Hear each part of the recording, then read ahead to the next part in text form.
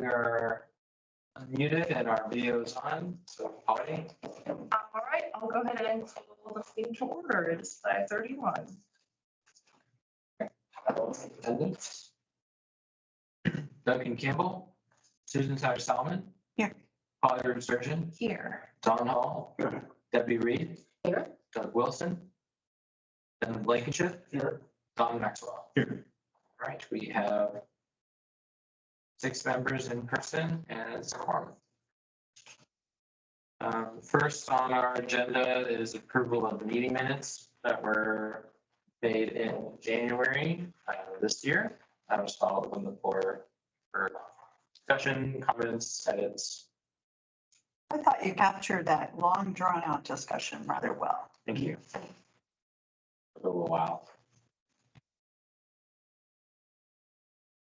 I'm trying to get the minutes up here to give you some precision here. There was a place where Polly's name was misspelled. Polly was just without a T. Okay. Again, Sturgeon, not root. Oh, yeah, page 8. Page 8. And of course, spell check didn't catch that. Right, yeah. Do you have a preference of me including root sturgeon as the?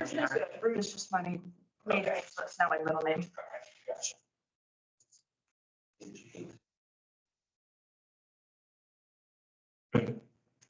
I agree also with Susan that you did a good job on really well.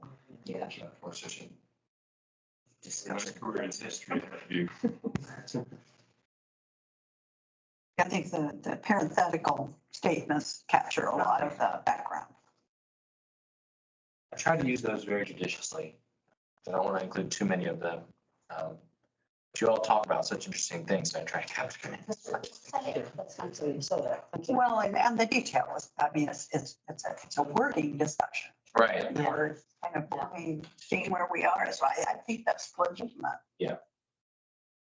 So I move that we accept them exchange of the misspelling. I'll second the motion. We've got a motion to approve the minutes and a second. I'll call the roll. Susan Snyder Solomon, Yes. Polly Sturgeon, Yes. Don Hall, Yes. Debbie Reed, Yes. Devin Blankenship, Yes. Don Maxwell. Yes. Okay. That passes. Do we have somebody on the line who's been asked? Do we? I think that's just TSD. Okay. Yes. Yep, that's just TSD. Thank you for checking that. Back to this. Be sure.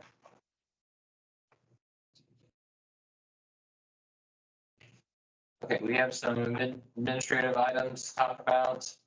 PO 23-6, North Park 2 PDI Plan Amendment 1. That is one of the items that was talked about in January. It keeps getting continued, which is nice for this board because we still have more time to draft letters and plan ahead if you want to attend the meeting and talk as well. So that is the filling in on the southwest corner of 46 and 69. And so by being continued, does that mean that the meeting that's currently scheduled for in May? Yes, it is now scheduled for the Plan Commission hearing on May 21st. So the one tomorrow, Won't happen. It will not be heard at tomorrow's is meeting. now May 21st. Is there anything we need to be concerned about that's happening at tomorrow's meeting that we need to have on our radar? Let me pull open its And agenda. that's the next one is May 21st. Yes. I was So we will meet once more the day before that. I would rather have it this way where we have multiple times and it gets continued than where it's like, and by tomorrow.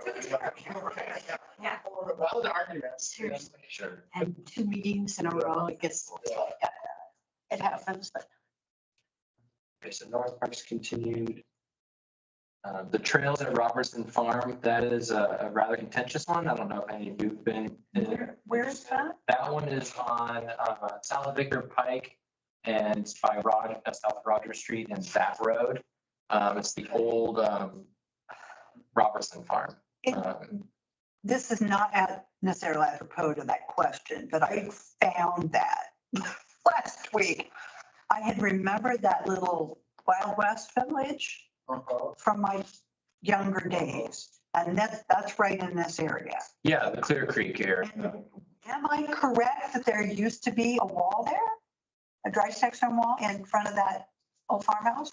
I do not know. If you're too young, it would have been before your. It may have been, I would guess possibly, given the other walls in the area, right? There's, Well, yeah, I mean, it's right there at Jack's Defeat Creek level. I think we might be talking about two different places. You're talking I about, think we're, yeah, you're south of town and you're west. yeah. Yeah, the place I'm talking about is like the intersection of South Rogers and West Sapp Road. South. And just Clear Creek. South. north, west That road. corner of that intersection. What are we doing with that? This is just the plan commission agenda. Yes, I was in the wrong part of the case. The North Park 2 is one that you're concerned with. I don't know if HP would be concerned with the trails. It's an old farm property that they're wanting to do a bunch of lots in, and it's been pretty contentious. Oh, the trails last few development years. name. The trails is the development. The trails is at. Yeah. We hate trails. So that one's gotten a lot of pushback from neighbors through time. Are there, They don't want a trailhead there, is that the It's question? not a trail. Trails. The development for a large scale subdivision, they're wanting to name it the Trails at Robertson Farm. That's the name of the subdivision. Oh, so are there existing farm structures on the property? That I do not know. Can we pull up the aerial? We would have an issue. Yeah, why would they want to name I know. it? Isn't that just There are. contentious? Well, I live in wind-free estates. Who wants to live in wind-free estates? Exactly. That's stupid.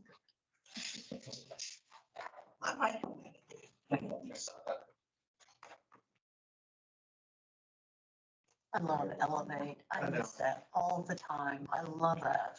My phone will occasionally glitch out and I need to like delete it and put it back on. I use that constantly. Well, that's I love because you leave the country all the time. That's what it is. Trying to look at plat maps in Greece and Japan and. Oh, okay, we're already there. Whoa. It's over here. Is there anything left of the farm? The actual number. And is that's in the county?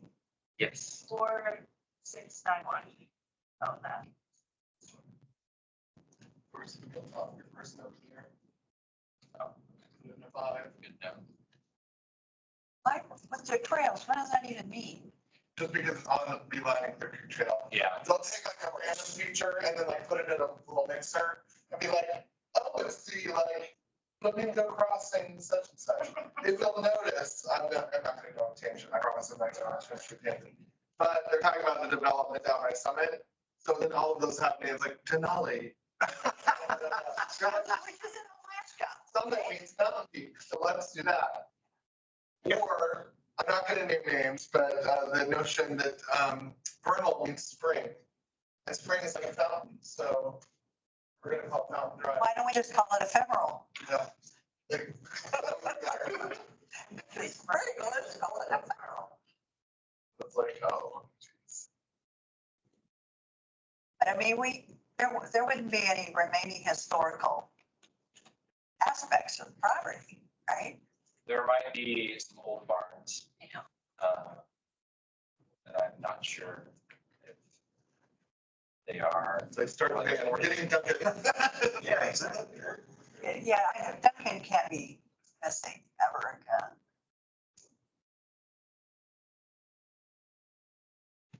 So it's on Victor. Oh, did I say Vernal Pike? I'm sorry. That probably. No, you said Victor, you said Roberts first. Somebody brought up Vernal Pike Brothers. Yeah, then I got confused. So we're at Rogers and that road, right? Okay. Which is right in Clear Creek, Yes. down at Clear Creek. Okay, so there is. encroachment in- Because there's that's Lighthouse Christian Academy, that's the brick. Oh, It's in front of Lighthouse Christian Academy, which at one point in time they were trying to talk to us about, and they just stopped.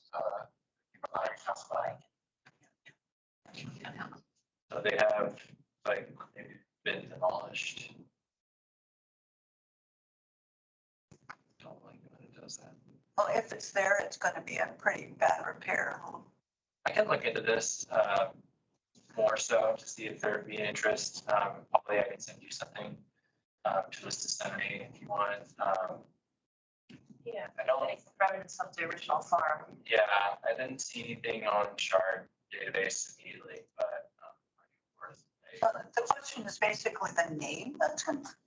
no, so, That's development. it's just the development. What I was doing is I opened up the planning commission agenda for Yeah, tomorrow. we saw it. And I just made a comment that if you had heard it through the grapevines, it's been fairly contentious. It's also continued, however. That's a pretty congested area anyway. I mean, golly gee. But the rest of these, you won't be interested in that one. This one, Westgate, that's just another development on a parcel of land just north of the MCCSC schools. It's up Parkview. Oh, is it by Highland Park? Yes, I think so. It's the village area. So that one's that, and then this one is a rezone, so. The main one for coming up will be in May, and it'll be North Park 2 PDR plan. And we like to go back out. That's the one. Okay. So do we want to have any more discussion on that? Yes, Okay.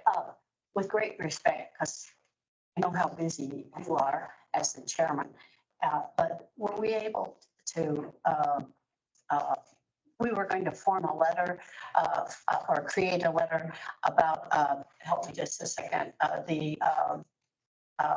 how I-69 had designated or, the quarries, and then the drainage. Had some concerns. It's kind of in my statement in the January notes. Did we? We did it, because the one that was supposed to be, we crafted for the next day. And I had an incredibly busy day that day, and I said, I don't send anything out, which I take responsibility for that. This will give us time, yeah, to get something in the next 4 weeks, and then we could even discuss it at that next meeting. That's great. I don't know how you juggle everything, but thank you. What you do? Yeah, so essentially the things we're looking at are drainage concerns and then the fact that it was recommended as a historic landscape district. And if the county is gonna have a county park that's dedicated to that landscape district right across, Over. then obviously there's a value to retaining the look of the landscape. The view shed, as you always say. The look you showed. Well, I think the third one, if I recall correctly, or the fourth one, was that it clearly has underground drainage and sinkholes that Yeah. anything built in there is going to go into the watershed that follows, which is South Creek, I think. At that I know. point. Planning staff was gonna talk about that, I think, where others don't have as much of a voice as when we're talking about the view shed and historic importance.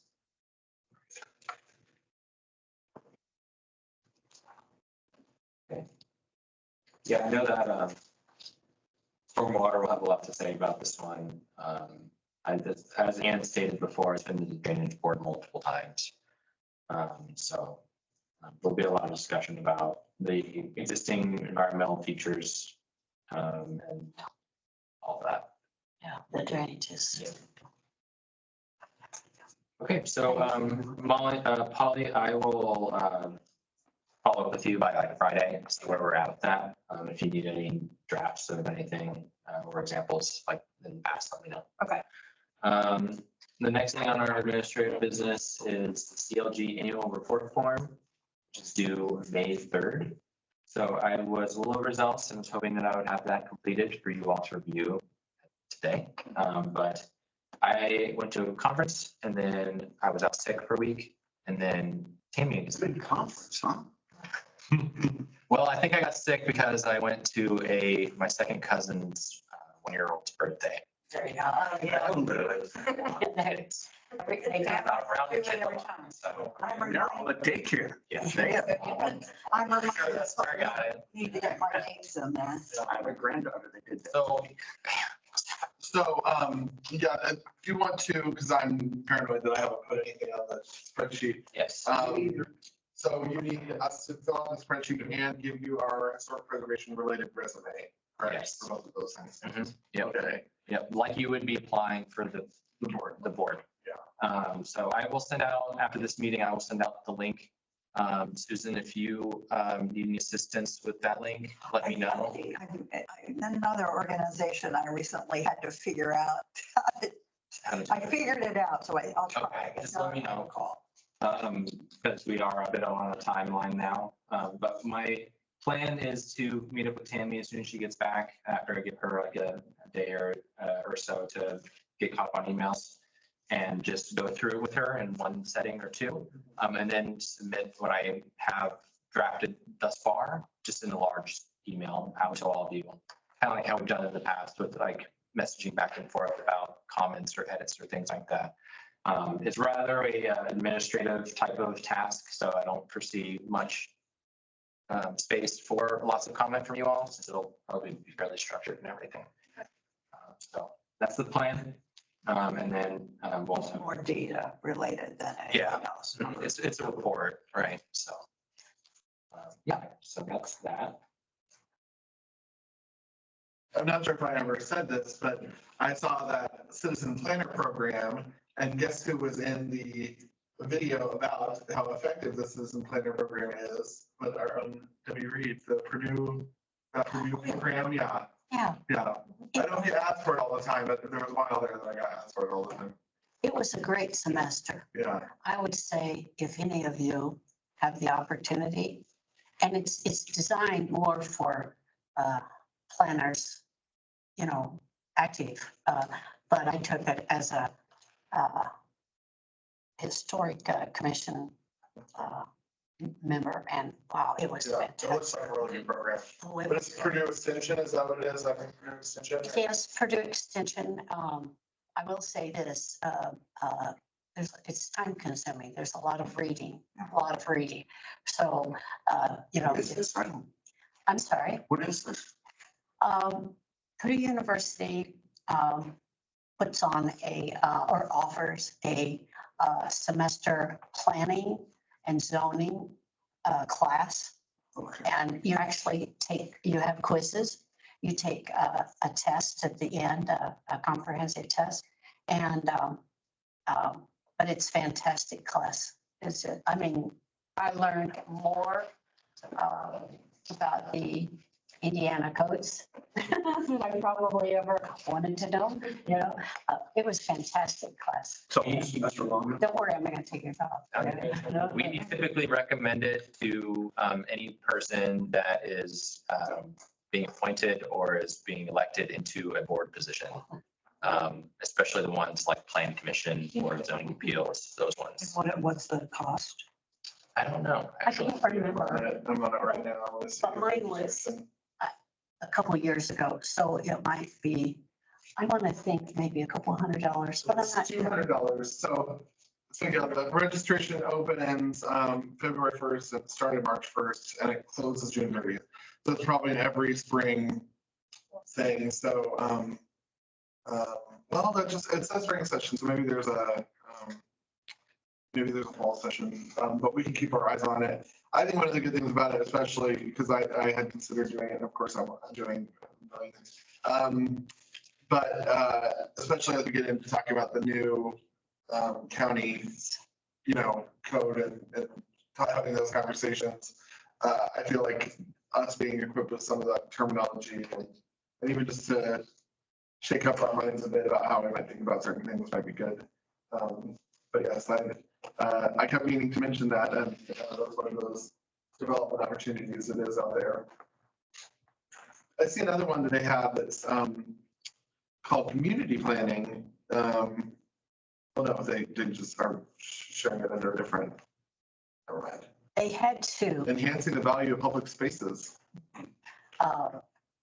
Daniel Walker I couldn't, I was trying to think of his name. He's the person who spearheads. And he sent me the offering for the second one. I can't remember. I'll look it up because I file all sorts of stuff. But again, I just can't recommend it enough. It's well worth your time, money, effort. It's We could fantastic. maybe, I know, like, obviously now this year is kind of a non-reporting year that we're in right now, but we're still supposed to do development. But it might be nice to maybe in October, November to revisit some of these opportunities for the following year to know. Yeah. About it. Like that.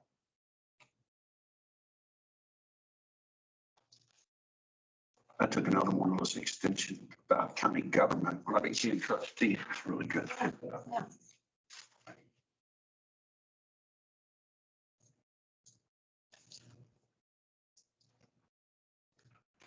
So my question, I guess, is May 3rd is before our next meeting. So will we be getting feedback and finalizing by email? Yes. Or will we be asking for an extension? It depends on how involved it is. Okay. In my conversations with Tammy, I'm going to talk to her, and get this rolling by this week. By the end of this week. So you'll be getting an update email about progress by Friday. Oh, that's exactly 2 weeks from today. Yes. Thank So be sure to put all your stuff in. You have to sleep, you have to sleep. Yes. Can I just ask a quick question about our new file management system? Yes. Do we know, will old documents be put on that file management system, or where will old documents live when we need to reference them? My understanding is that, well, the background to that is the hosting of the county website is going to be shifting to the state. And in order to do that, we need to cut down all of our HTML links. Every one of those packets is an HTML link. And I guess that through time, all the different departments have been creating HTML links like they're nobody's business. So the county has over like 20,000 HTML links. The state has some sort of requirement that you need to be under like for them to host you. So there's a lot of The state has a requirement? for how many HTML links that are being hosted, if they're going to be doing the hosting. It's all sorts of, data management and that sort of stuff. So the technical services department is working on getting all the departments to And cut this is down. statutory? I don't think it's statutory. I think it's part of their requirements for being a part of the state hosting website. Okay. So we're opting into something. I was just trying to figure out how certain elected representatives even knew what that means. Yes, it's not a legislative thing. It's a administrative thing. In short, my understanding is that eventually everything will be on SharePoint. And we're going to transition old documents into that.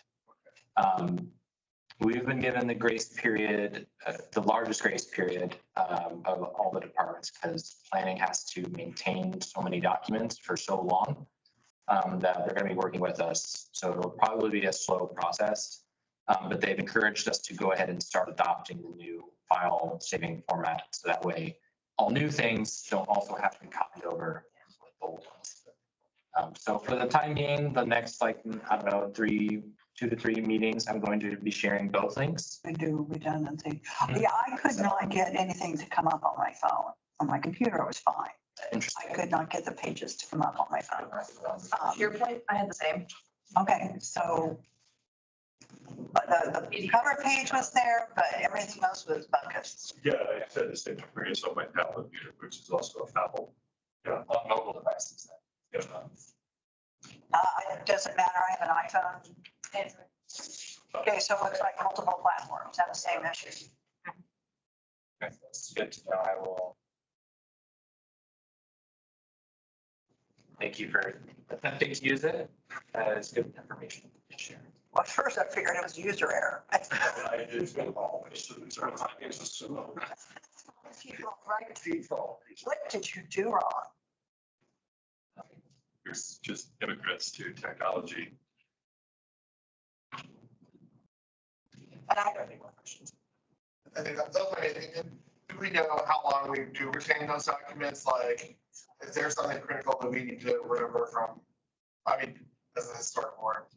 But, you know, if there's things that's like, well, it was under, you know, Mark Yates that, we had the discussion about, thoroughfares and, you know, whatever, how far back do we need to retain?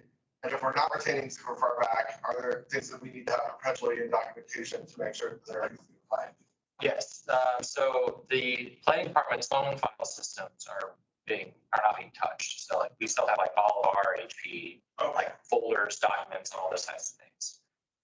It's how they are hosted on the county website, the public site. Okay, so So like what's meeting minutes, digitally available is being downsized. yes. Hard copies and internal digitalization, nothing is changing. Department-wide, multi-department wide, yes, because a lot of departments were using the county website as their own interdepartment storage. And we weren't supposed to be doing that, so Yeah. it makes sense that planning has a lot, because if you need to look up meeting minutes for Oh, yeah. March of 1994, then they're gonna be there, right? And those are kept in, like those types of things, Okay. always. I thought that had to be kept in. Yeah, that's like, I'm pretty sure that's a state law. No, just with so many things that we talk about being historic and the fact that, especially as we're looking at new county stuff. And, you know, if we were to say, okay, let's designate such and such properties, we probably back through the years have properties that we just tested, you know, brought up again periodically to look at that, but yeah. And our board is only, our board is 24 years old, I think. I think it was in 2000, this around there, 2001. Yeah. Yeah. We probably have like a big 25th anniversary of this social board. Doesn't get 25 properties. Like the element of continuity. Yeah. Not saying that you always vote the same on every issue, I understand that, but yet, if a precedent's been set, we start, you know, flip-flopping here, there, I mean, it's so valuable that we Yeah. have access to that. And it is sort of, there are these different time frames where it is like, you know, I probably cannot count the number of county staff that we've had affiliated with our board at this point in time. Like 3 Jackies later, I mean, it's like seriously, there's like, you know, all I think of like, oh, Carly Peterson, I forgot about Carly Peterson. But the fact that everything we deal with is like 50 years old or older, while all these other things change rapidly, whether it's technology or people involved. It's nice to know that there's going to be somewhere that we can look up as Zionsville was supposed to be a district, or that Cheryl Munson lured me to Harrisburg to a meeting. So, yeah. Okay. That concludes administrative business. Old business. I don't have anything for the central overlay district, which is Sunset Hill. Again, if I don't have a page number associated next to the item, I don't have any updates. I do have an update for the High Street multi-use path project. And that is on page 10. Well, that erupted this last week on Facebook. Yes, I came across the updates from my own perusing of local news. And I contributed to the uprise. I admit. So I included, so I went to the city's website and I pulled information. That's what's included in the packet. So basically there's a project timeline that's been produced, as well as some conceptuals. And yeah, I mean, again, this is in the city's jurisdiction. So then anything would be more advisory as a consulting party. I'm not sure where the breakdown was between that first coordination letter and now, because there were some public meetings that were missed. So I didn't read through all the information in the city's resources, but I did include some of the attachments. I think there was the last update on June 7th, 2023, and then the conceptuals that are also near are more recent. Yeah, they keep saying it's on the east side of Yeah. the street, which goes through. And my biggest concern is right there, Covenanter, Yeah. that corner in There's a particular. question, somebody has a question there. That they have a specific point on our page 14 of the PDF. Where it's Covenanter Cemetery, what will happen adjacent to Covenanter Cemetery? The response was detailed design has not been completed, but this project will be built outside of the cemetery's existing stone wall. Yeah, but that minute, there's nothing there. Yeah, I know there's. There's no space. Yeah, so which means they're gonna have to essentially shift the road over, which then affects the other property, which I mean, obviously. Which means that it won't be, East. it'll be the property owners on the west side, yeah. They speak in tongue. So they don't say too much. Right? Yeah, they talk about existing right of ways. Yeah, right. But we can't really say anything. It's up to the Bloomington. I think we're able to share our thoughts and opinions, and that's, as a consulting party. And maybe ask questions that raise other questions with either the city, historic preservation commission, or the general public. I mean, that I will, think the city, commission, that did not vote to designate Cascades Park is one that maybe we need to offer opinions to. say that again. I think they were recently given the opportunity to designate Cascade Park as a historic site. And they turned it down, which I found fascinating. Apparently things have been there for 100 years and they're fine, so we don't need to worry about Keep it over the same or. Yeah, which, I mean, look at a picnic table or something.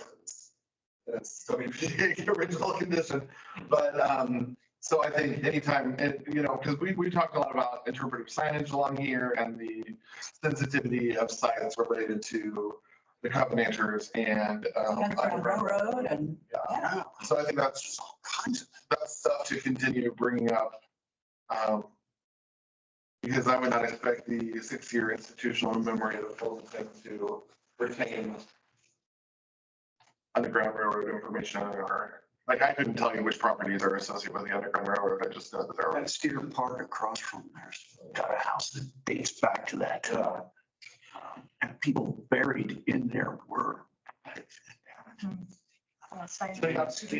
yeah, we don't know who's buried where we don't know where they're buried. You can see the trail, it does look like it goes into the road. That the road center line is gonna Shift. shift. But it's- Yeah.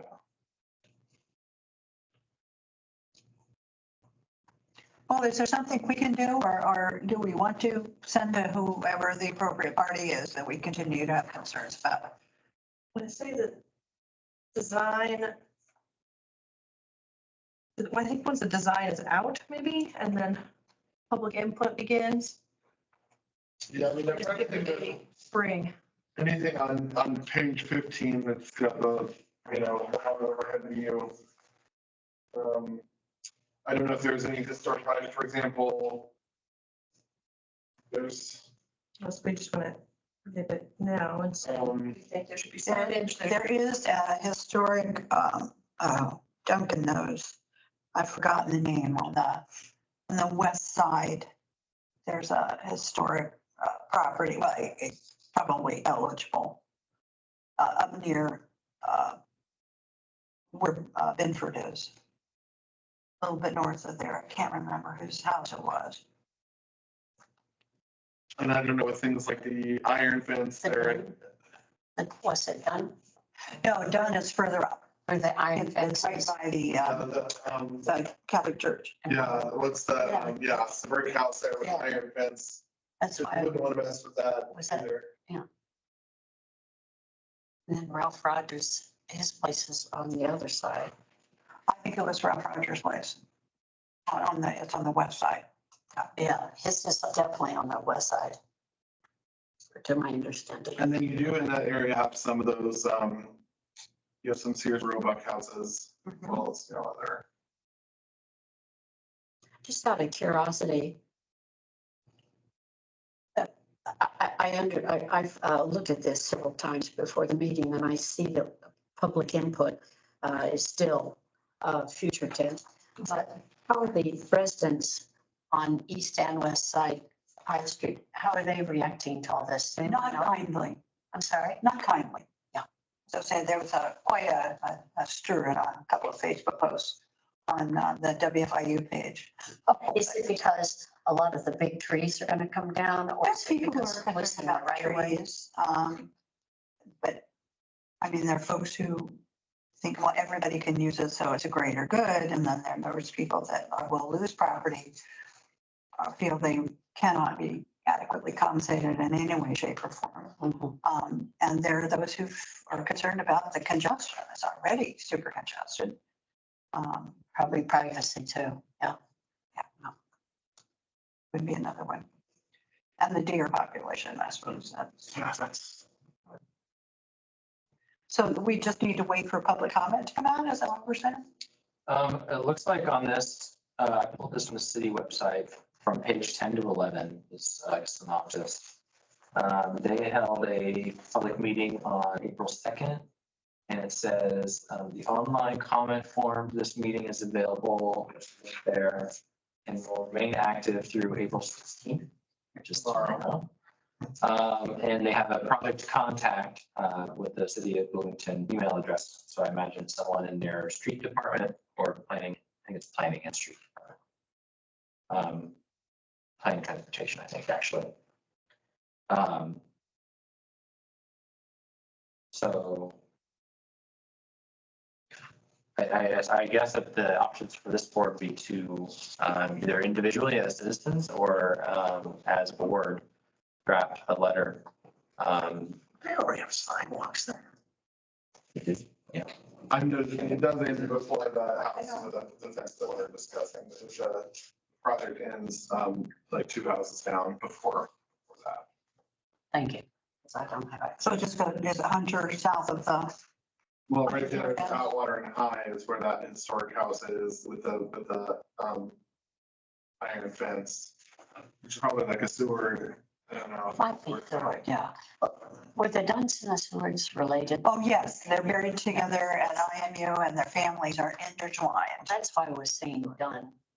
They're also very close to the Owens family that had the Maple Grove Farm.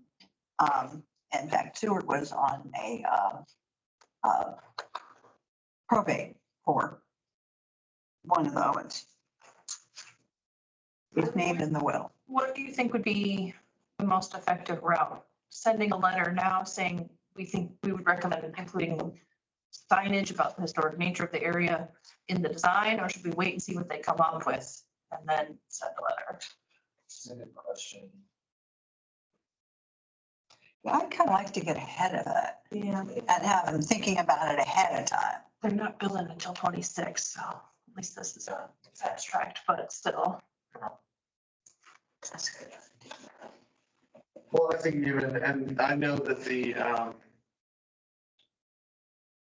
the Reformed Presbyterian Church, which is the Covenanters, just had their big anniversary and did a whole book about their history in Bloomington.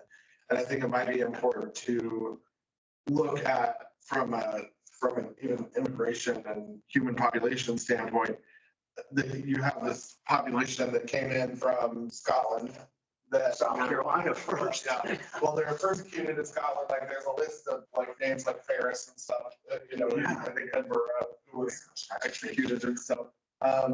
And, so your high street is named after, I think, Edinburgh, and then Morris Pike is named after one of the families, Smith Pike, all those Yeah. are, families who were Covenanters. So it'd be interesting to see, how could there be better interpretation of the history of that area for that immigrant population, for the Underground Railroad, for the history of the Covenanters. It's like the foundation of Bloomington right there. Well, yeah, it's a lot, it's a lot of good stuff over there. Yeah. I don't want to just push under a rug. And then there was the split, which created all sorts of craziness. And we suspect that the cemetery was once distant from the rest of the city. Oh, yeah. Some years off of where, so. Sounds good, some farms. So there's even some 20th century history about how the city expanded out to that spot. Well, she's got, look at that, what is it, the 1955 aerial map, St. Charles is the last 1960. Yeah. And then there's Farm. farms, yeah. You get the, Latimer Farm and all those farms out there that are the mall. Deckard, Yeah. So, Connor, yeah, so. Would someone, I don't know as much about this particular topic of community history. Would someone want to start drafting something and then I can, write the finishing parts? I could draft, I don't think I could draft before April 16th, but I could draft something that, Yeah. very nice, thank you. I mean, it'll be broad strokes, but, I don't think it has to be too detailed. oh, this one says April 16th on that part for the community, for the. Comment for Oh. tomorrow. Okay. But yeah, I don't think I can do it by tomorrow. Yeah, okay. I can do it this week, yeah. Yeah, and then we can, once we, I think that's soon enough, yeah, because it's not a public comment, maybe coming from us as a board. Yeah. You know something, not that it's our job to calm down the public, but a letter like this from our board, stating all the different ideas that have been presented, I think it would calm them down or help them. Because You seriously, got allies. they think they're losing everything, or not everything, but you know what I mean. I think it would be really beneficial. Most people like to know that someone with expertise has looked at it. Yes, absolutely. thank you. And there was a lot of misinformation being shared Oh, I'm sure. and just regurgitated, and I get tired sometimes. And I think the other thing to keep in mind, when we look at areas like this, and I know we can say that about almost any area of Bloomington, but, this did used to be rural Monroe County out here. And, it hasn't been for several decades now, but, when we handle things that are currently rural Monroe County, we need to keep in mind that this is what we might be looking at 20 years from now when the city annexes it. So it's like, I feel like us participating in these discussions with the city, it's a good rapport over time, because otherwise there might be things that be deemed valuable right now that the city will go off the category. Screwed up by China. Yeah, so, like the Sunset Hill one is one of those opportunities where it's county right now, but, if city saw the opportunity to put in, the high density residential, they might, because. Well, Devin, if you could include some talking points in your draft, I appreciate that. Those are things I can reuse and public comment that are coming from me and not from the board. But to try to help, because people feel that they know there's missing something that should be there, but they don't know what it is. And it just seems like it's a bad fit for a lot of people. It's a pretty crowded area. Right there. Stays up and Where Covenanter and High Cross, I mean, that's just a crazy area. The Underground Railroad, the church, the cemetery, the street, as Don said, city progressing farther and farther east, signage. I just think of a whole bunch of things that would, again, be great, great ideas to go forth from our board. Well, the other thing too, when you get to the trails of Robertson Farm type of thing, if somebody's gonna name something after something, at least if people know the history of the area, they can go, oh, okay, well, we know this is important. So, We don't get road yeah. changes. I think we'll call it Telluride. Exactly. It's around right there, so, yeah, no. Telluride, Colorado, right? Exactly. It'll be, I'm just joking. No, but it's something for us to watch. That neighborhood and that road. Yeah, exactly. Yeah. I've got to behave. I'd be lying to you if I hadn't told you that discuss when that road was separated due to I-69, that one of the options that we did put out there was this road. Of all looking at historic needs in the area. So yes, and then there's the other thing to keep in mind is I know there's lists, I know Darren Ritchie put together a list, and it's probably, I think the county has it, of historic family names that are not currently used in roads or other things. And those are things that we can look at, if there's ever a time that we need to recommend it does tend to be very Anglo-centric in the naming processes because it's like, well, that's easy to spell. It's like, well, yeah. But those Covenanters, they'll come in with their Scottish ways. Okay, anything else on that you feel like needs to be included in a letter? I'll draft something and send it around and I'll ask, Talking points that could then be incorporated on historic signage. Yeah. That's good. I will also ask my Reformed Presbyterian minister friend there, who I think was part of putting that book together, if there's any that I should mention about. Can you get that book? I bet if you, I haven't seen it anywhere like the History Center. I bet the church has it like just in a. Yeah, or something. I didn't even know they'd done that. Yeah, they were gonna have a gathering. It might have been like COVID time. Things got upset, but I believe they were gonna put a book together. And so yeah, so the Covenanters today are now just Reformed Presbyterian. Right, yeah, I had to give some, it was like 6 years ago, some tour about that. I do a lot of research, figure it out, learn about And it. you did the Covenanter Cemetery tour? Yeah, it's really cool. Yeah. Learn a lot. Feel free, anything that I don't include in the letter that you know, feel free to throw it in there. You probably forgot more than that, so that's what I even know about it, but, probably. You know, there's a really, Bolin? Probably, Yeah, came out in 21. yeah, exactly, yeah. there's I a think that's our 100-year anniversary of that church location or something, or 200-year anniversary of Golden Ted or something. Well, I just picked up a really interesting, something I'd never seen before on Wikipedia. It's talking about the Thomas House, and there was a, Is that in Steer Park, isn't it? well, it says that apparently there was a private gravel drive which ran between the Smith and Ferris house, directly crossing High Street, which would not have existed in those days. They call it a ghost road, and it's currently in the side yard of a house on South High, whose owners have never been able to plant anything due to the thick layer of gravel underneath. And it's surrounded by modern houses on the Covenanter Hill neighborhood. I mean, this is the kind of thing Yeah. that, and I'll send you, it's in WordPress. So, and then they're talking about the Blair House. I've not read this before. It's making references back to the Presbyterian Cemetery at White Oak.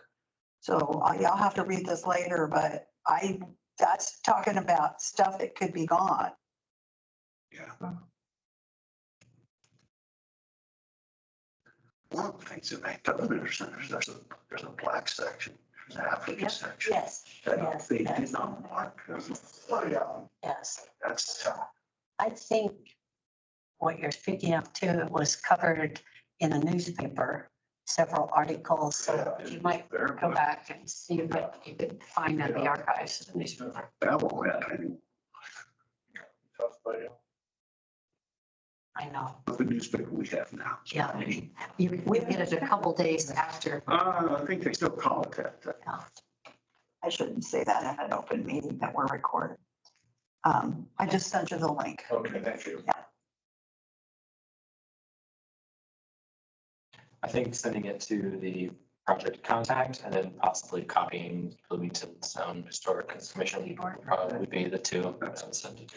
Yeah, let the city commission know that we're overlooking it and ask them to reconsider their vote on Cascades Park. Other than it, Yeah, I was hoping with Cascades, which I think is still a possibility, I'm not putting this to rest, that we could maybe get a similar project going like with the Alexander Memorial, where having replacement pieces to complete some of those, benches and some of those other WPA works, while still maintaining a certain level of accessibility. So maybe having, each picnic table has a spot if somebody has a scooter or wheelchair or something they can get up to.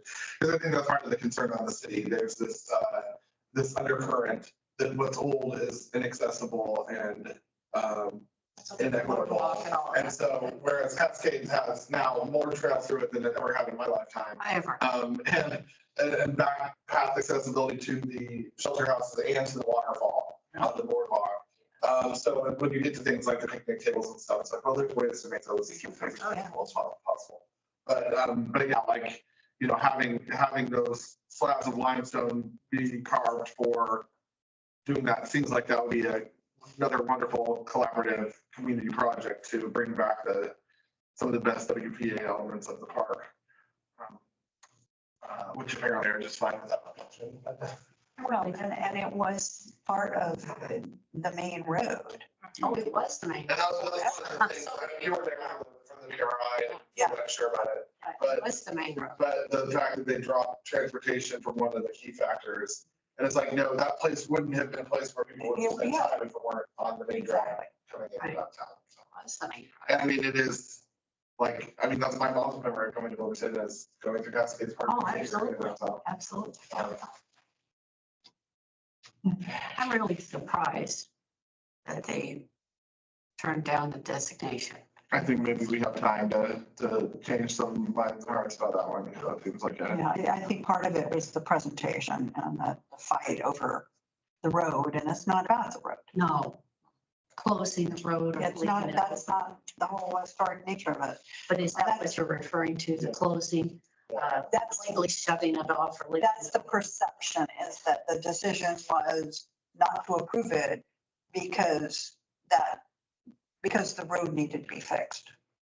Well, the road may need to fix, that doesn't mean that the park shouldn't be. I saw comments that if it was designated historic, that means no one could drive through it anymore. That was sort of, I saw Yeah, that which is crazy. critically noted online, which. you know, it's not true.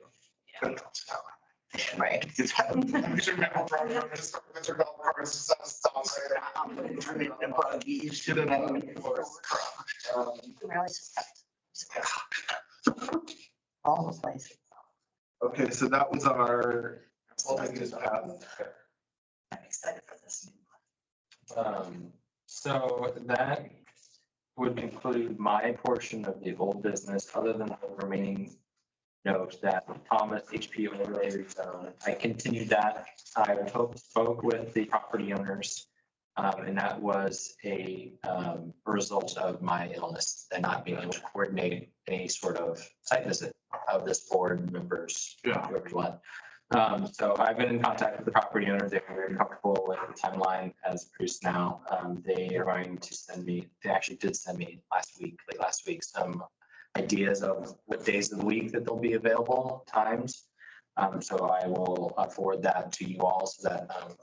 I'd very much like to go on that. I haven't done that yet. Sure, I'd yeah. like to be able to. Yeah, so they said that they'd be open to doing even multiple, if certain members can't make a certain day where some can. It really depends on if you want to attend or with other members of the board to attend, I'll send out an email. Yeah, and I think just to lay a little bit more groundwork with that one, when I think about, what is the Breezy Point Farm, the Patsy Powell's farm, and our designation of that, I believe, if I recall correctly, that she has like, metal siding on the house and things like that that are not necessarily original fabric. And so I think with this particular property, my gut instinct is that so much of what we saw on the outside was probably early to mid 70s as far as the porch and the board batten and all that stuff. The board batten was big in that place in the early 70s and it's coming back strong right now. So that'd be one of those that if they came to us years later and said, okay, we're gonna redo the siding, that we'd have to say, okay, well, is there clapboard siding underneath or any evidence of the clapboard siding that would have been there? Because I don't think that structure would have originally been highly symmetrical 20th century. It looks important with that. I think that's, but I think it's still worth designating and, you know, looking at that if that's what they want to do. But knowing which of the structures has which, you know, features and characteristics is important.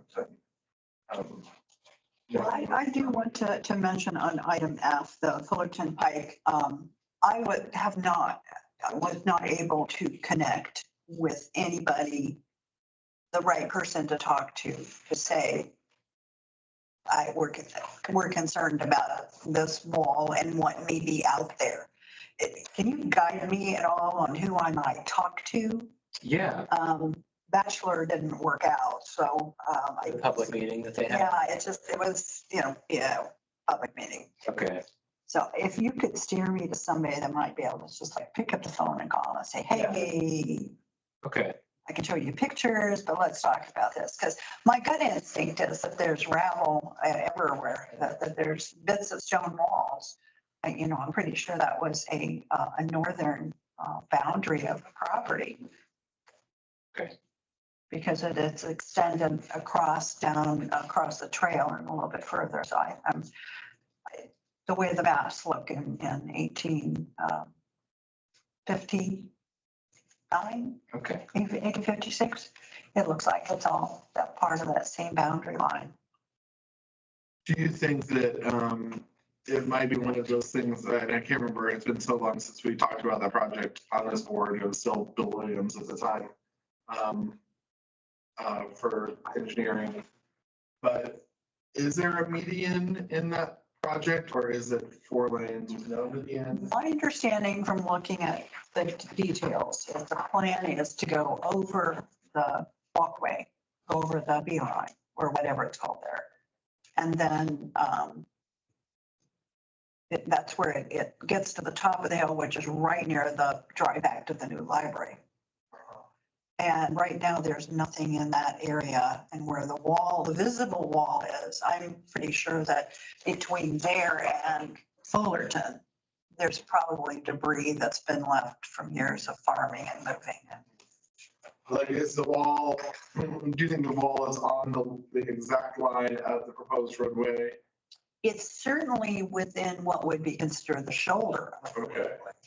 Because I feel like that would be the interesting conversation of if wall and wall related things were in a median, or whether they were like at the center line of the roadway. No, it's definitely on the south side of the track. Okay, the project, yeah. And it lines up and it's probably 15 feet, but that's going to be within the right of way. And that's where bulldozers would go through it.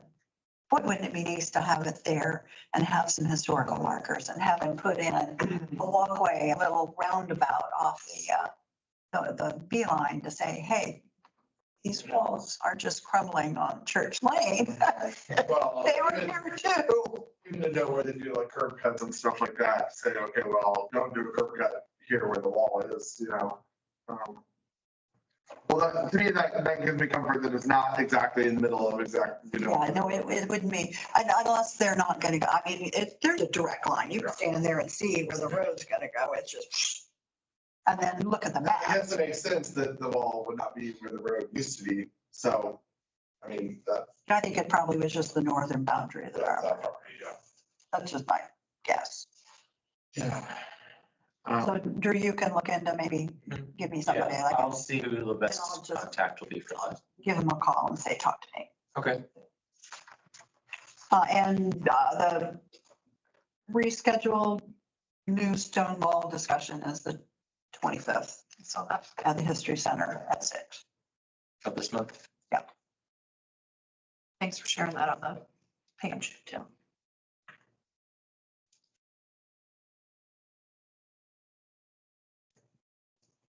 Well, there was a new promo on it just this week. I probably should put that out too.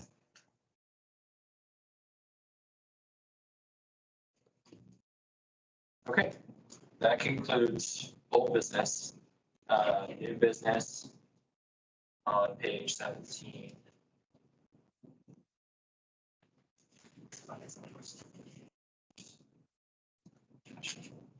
Would you have ever imagined that it would say Indiana Avenue over Clear Creek? I know. It's weird to see it, right? It is Clear Creek, technically, but So why was Jordan River called Jordan? this was a joke. It was, James Stark. That's right. That's right. That's right. I remember that story. This is a section 106 letter, culvert replacement carrying Indiana Avenue over Clear Creek. So this first item here is a letter from, I believe, project coordinator. Yes, project coordinator, regulatory division. 3 street ranges? There's pictures starting in. Yeah. Let me look. Art is always helpful. We have several letters from individuals that are involved in the project. We also have a response letter from archaeologists with Army Corps of Engineers that talks about some of their concerns with the project. Basically highlighting that the project area is located in several, yes.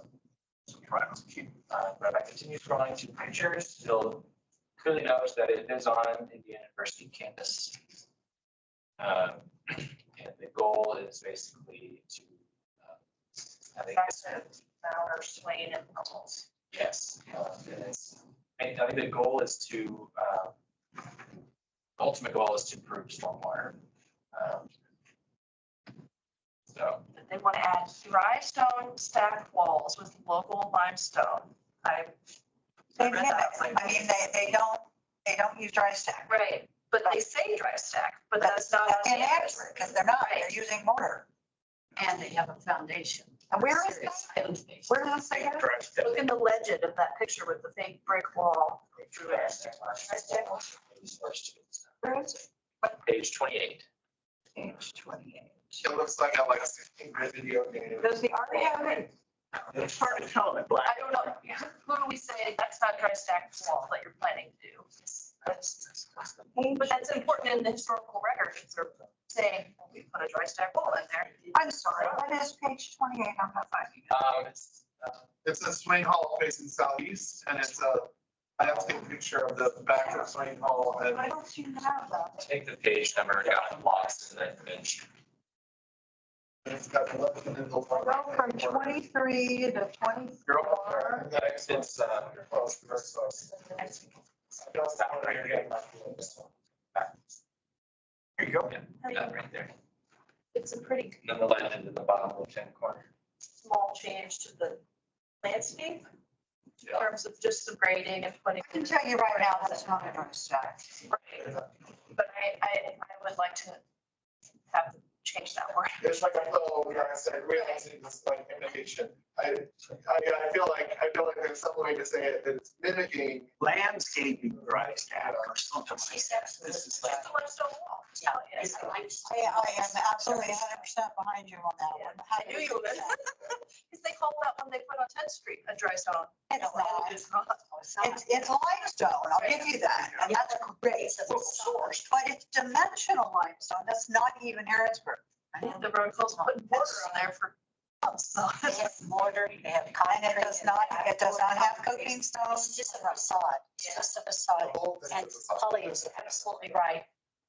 For the historical records, that needs to be changed. So how because do we make that happen? It's not true. Just take dry stone out of it, say wall. Yeah, limestone. Polly said limestone. Yeah, limestone. And then, And we you know, don't know that was locally sourced because I worked Brad at the archives. And I went to the people in charge of landscaping and said, what historical records do you have? And the answer was, we don't know what a historical record is. Yeah, So, they're landscapers. Real way so you're mimicking the thinking of limestone walls, which is wonderful, Yeah. but you're misinterpreting the history, and thus it is the Junk. antithesis of a honoring. It is, some of the walls on campus are Harrodsburg, some are Salem, yeah. some are St. St. over by Louis. St. Louis, over by the greenhouse, that's. And the St. Louis stuff, where's that coming from? Is it local? Local, Yeah. And you get local? you've got St. Louis, you've got Salem, Olympia, and then you've got, So we can get, Harrisburg. we can Yeah, get it St. Louis here locally. Yeah, it all comes from this. I thought it was a little bit Come from further this south. area, Okay. all three, yeah.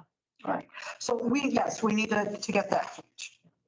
And it's not just on that page, it's also on this page. We mentioned it in the letter somewhere This one. too.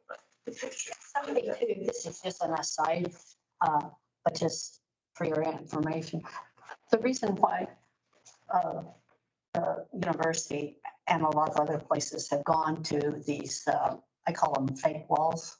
They're not dry stacked, okay? That's what I mean. Dry stack versus concrete now is because of liability.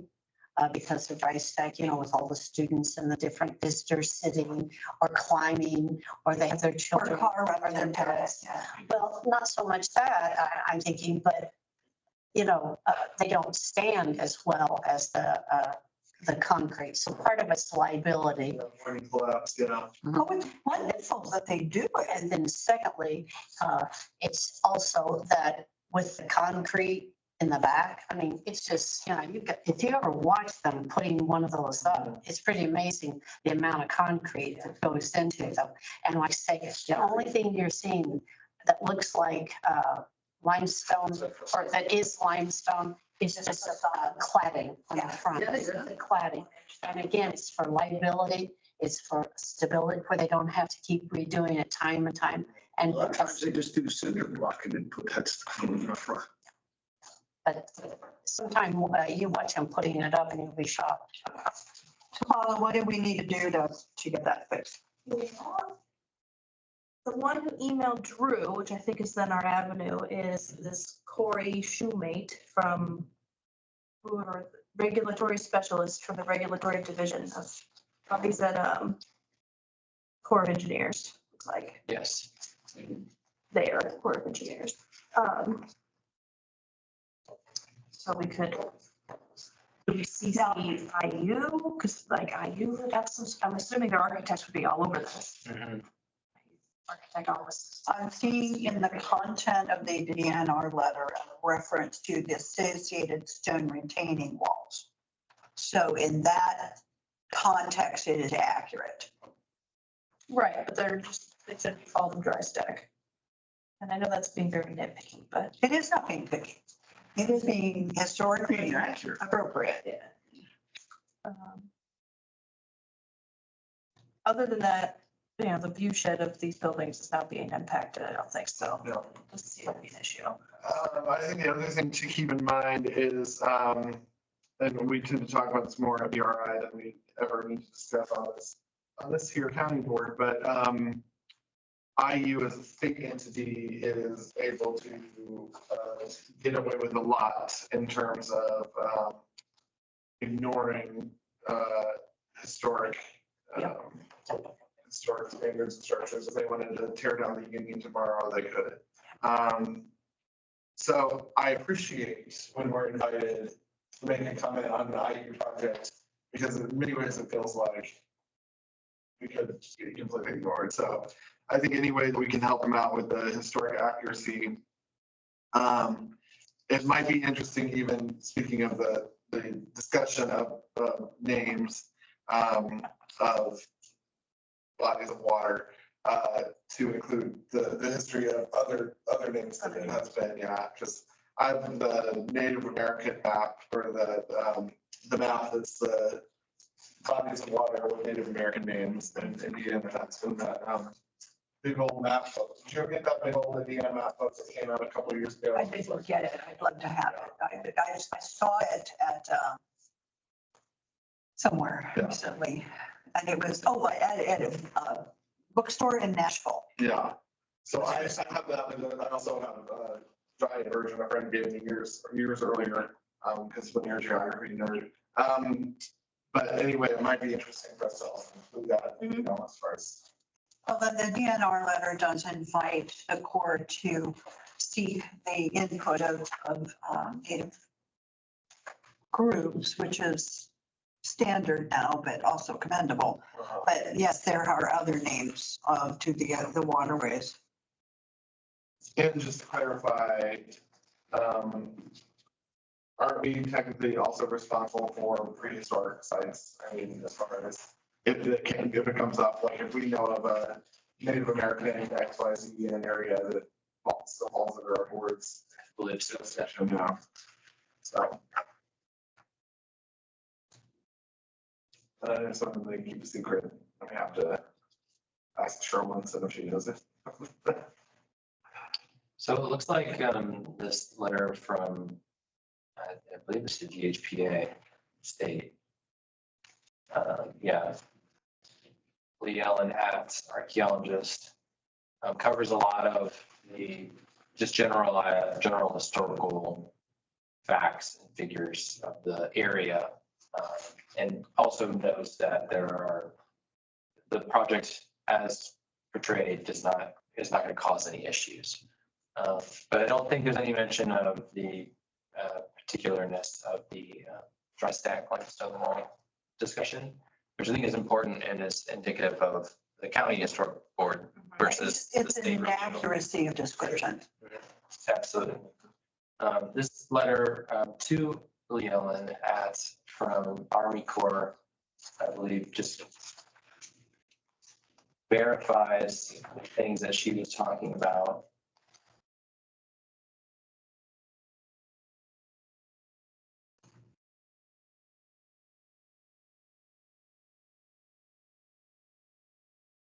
Is this here talks about an adverse effect.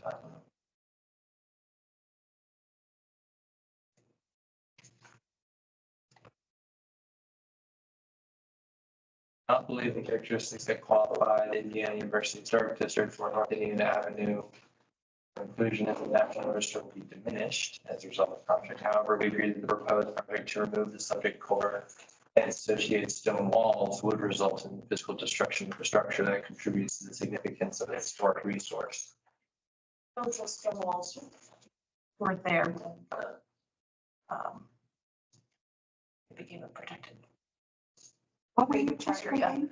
The stone walls that are there by Mauer and I'm wondering down around this culvert though. Page 24, Susan. If there's stone structures around the culvert, like I know down lower on, like Sixth Street area, there's definitely older, Yeah, but in this area because I assumed originally when I saw the description that it would be that Sixth Street area. But to see that this is up higher on the hill, I'm wondering if there are remnants of the structure or anything that we need to. it's just that big, tube Yeah. culvert, and you could have people go in there occasionally and Yeah, I get into the wash in there. Yeah, exactly.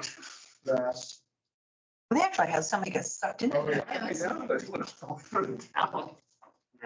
Yeah, I can't imagine what, these are those last two paragraphs. I can't imagine what historic value those, because those would have been, those retaining walls would have been built when the streets and the bridges and Yeah, the I would be interested. plumbing was rerouted. I'd be interested to see see pictures of them and maybe descriptions of what they are, because if they've been doing drainage there for a long time, it could be something, and I mean, we concern ourselves with things like bridge abutments and things like that, for example, like with the covered bridge, the fact that the bridge abutments of the original bridge are, quite a bit, further down, and then the fact that the new bridge did not interfere with the old bridge, sort of thing. Versus like what we talked about on your family property, where it's like you need a bridge to access and maintain your property, and so of course you need to build and maintain. So I'd be interested to know what exactly they're talking about there.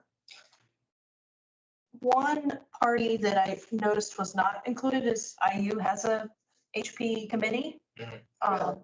And they are not on the list. Would it be That seems. That'd be right? kind of okay to forward it to them? Yeah. I know some of the folks on there. I didn't know they had a committee. It's great. I would love to be on Yeah, that. but it's a We start. need to have more Yeah. research with them. What is do they have an acronym? Committee on Historic Preservation. It's IU, come on. Yeah, probably. No, I'm just saying, it's just Who knows what? once the indicated information is received, the Indiana SHPO education and evaluation procedures for this project. The H in in the middle of that Oh, sounds acronym, like office. that's HPO. Well, that's the Indiana State Historic Preservation Office. Okay, Yeah. there we go. They can get the ship over, and sometimes it's, What page is that? I am on page 25 at the moment. and it has a signature of Benson for it. I'll look like I'm recording. 23. Um, 24. Ah, there it is. Let's not say that's recorded at all. There's invoice from the history department. I think you're dyslexic, don't worry. Sorry, that's right here, but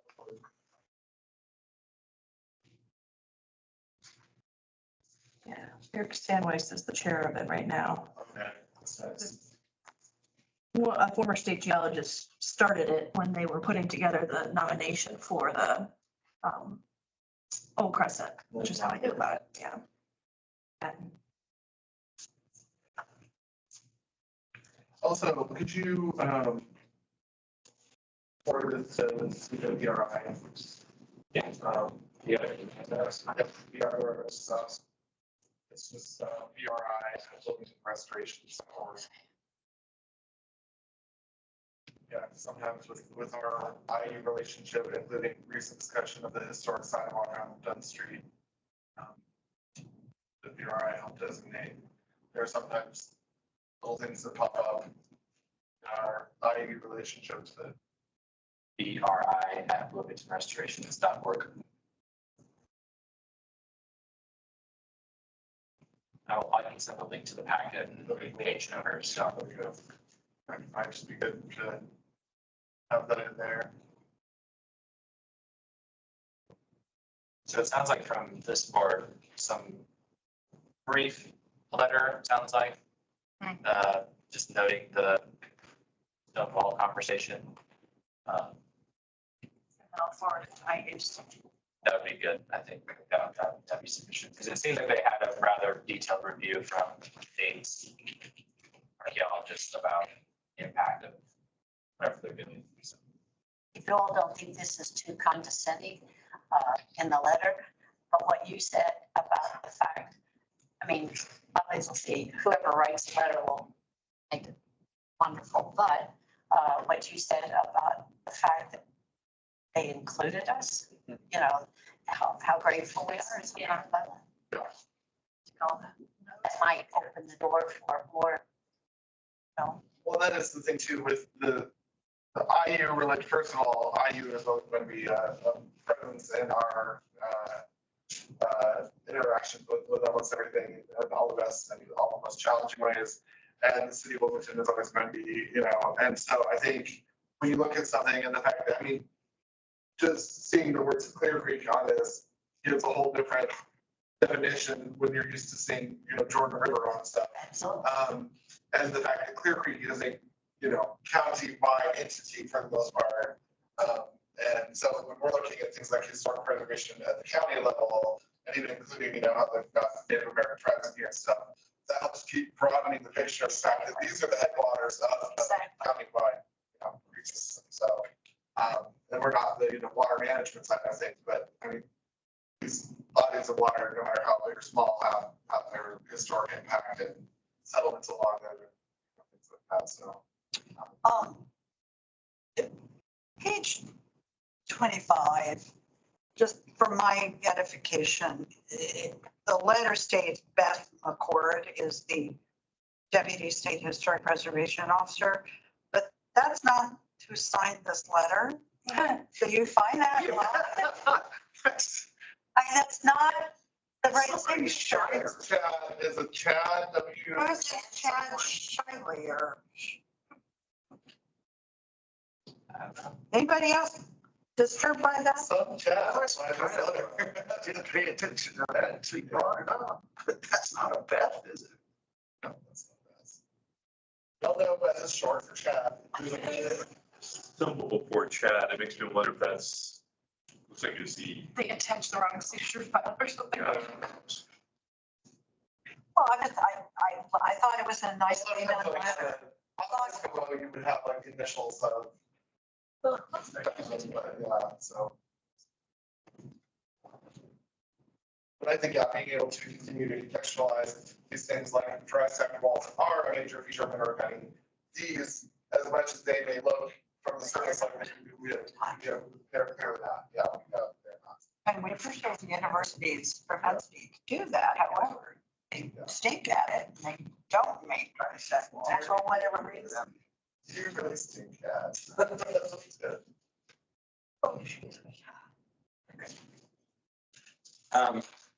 I'm just gonna use Friday as a follow-up with you, Polly. Okay. I'm gonna start trying to implement that, just trying to check-ins in the week after these. All the letters that we put on, right? Yeah. We need to get just really good at our templates and like have to swap out some nouns here and there. Boilerplate forever. My sisters and I had that, we were like, dear Tim, I'm concerned, team sister regrets to inform you of that. Well, I appreciate the letters. I appreciate all the work that goes into them. Whoever writes them, thank you, thank you. And they make a difference. If you will, Hunter Valley, Maple Grove. And so it's not just a exercise. It makes a difference. Thank you. And I think too, all these times we have an opportunity to be positive contributors to any of these projects, it hopefully buys us some leeway for times that we have to be a dissenting voice and say like, actually, that's a bad idea, or actually, you know. Yes. And the 3 points that they make about the walls and the appearance and the structures, and they ask those questions, has consideration been given? Those are really well written. It's nicely formulated. That's why I wanted to thank whoever wrote the letter, but I don't know who did. Chad. The other thing that I was trying to recall the other day was, that bridge that goes over, by Beck Chapel on Forest Avenue, right there next to Valentine. I can't remember if that's a WPA bridge or if that's an Army Corps of Engineers bridge. I can't even picture it. It's a bigger bridge than you'd imagine it to be, Yes. because you're, I mean. It's usually- wood. On wood bridges. Not- No, it's where the roadway goes up from Valentine, and you're up Forest at the biggest bridge in the world. The traffic Then you go bridge down, yeah. I don't think that's just, yeah. goes down to where you I used to can't be able remember to if it's sneak in and going make parking place. Yeah. I had an MGB. Go right over there. I guess I'll drive up. Yeah. I hope you have an ace to. Just get a kayak, get in, you know. But I would like to, I mean, you know, as we talk about some of these projects in the city, it is nice to make the larger county connections to them as well. Absolutely. Because, you know, as things expand and as, you know, we look at different things, it's nice to see those connections historically, and also better inclusion of historic people and names and things like that.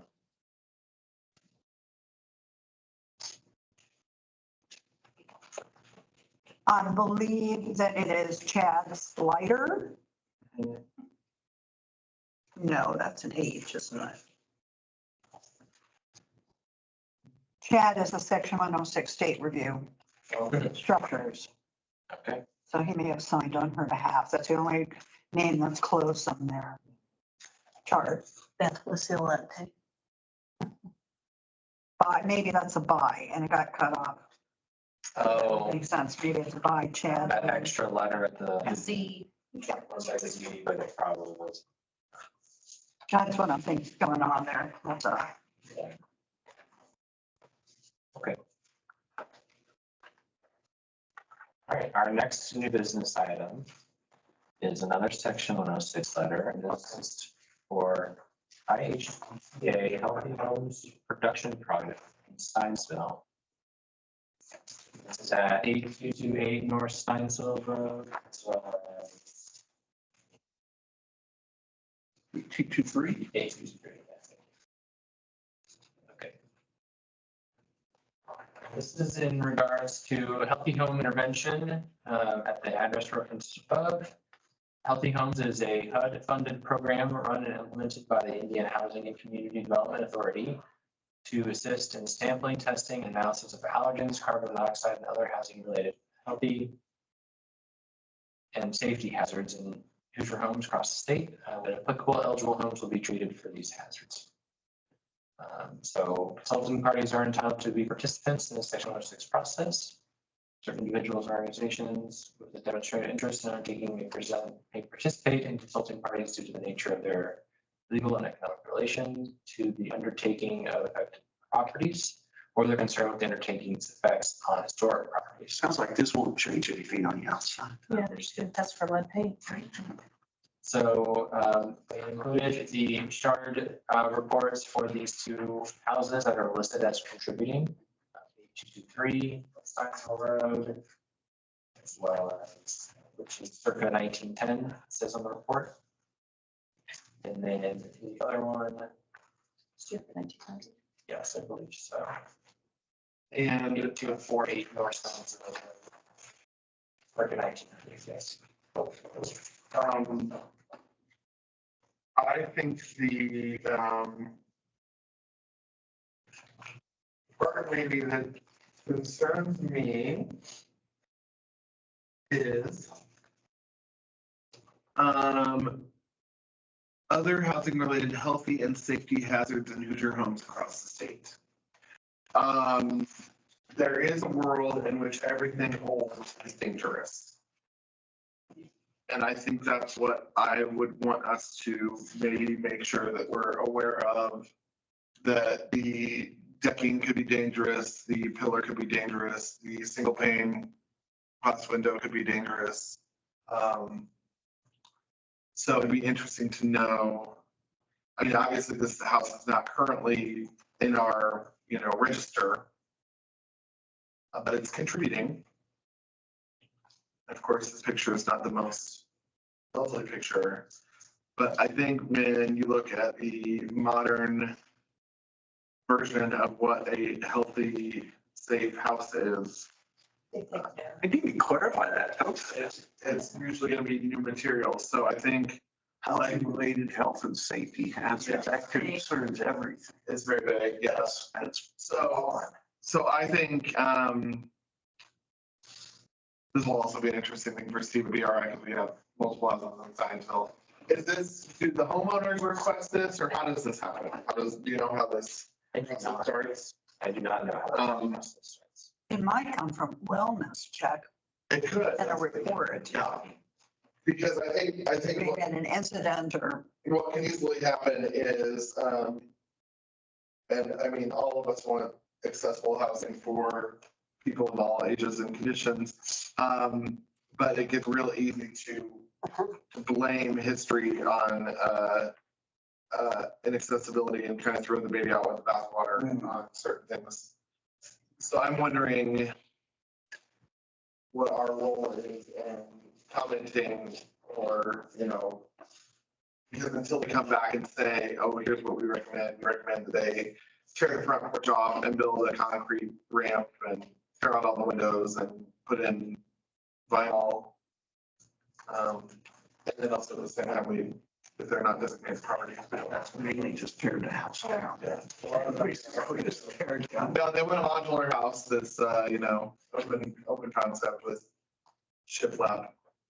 My quick Googling shows that, so Indiana got the grant from HUD to get 126 houses with priority given to privately owned, low-income rental or owner-occupied houses, especially with families with children, adults over 62 years of age, or people with disabilities reside. I'd say anything specific about mold and stuff, I would say, yeah, get rid of that. That's just a healthy homes assessment, which means nothing, and a radon test will be conducted for each unit.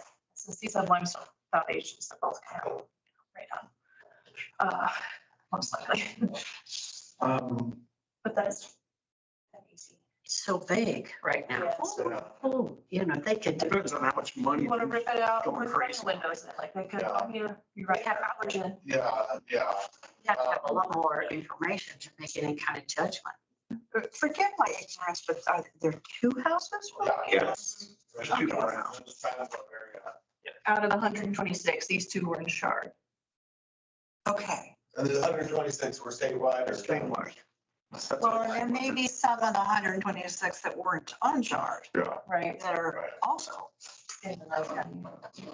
Like, for example, like this, on page 35, that looks to be a double pin, a modified double pin.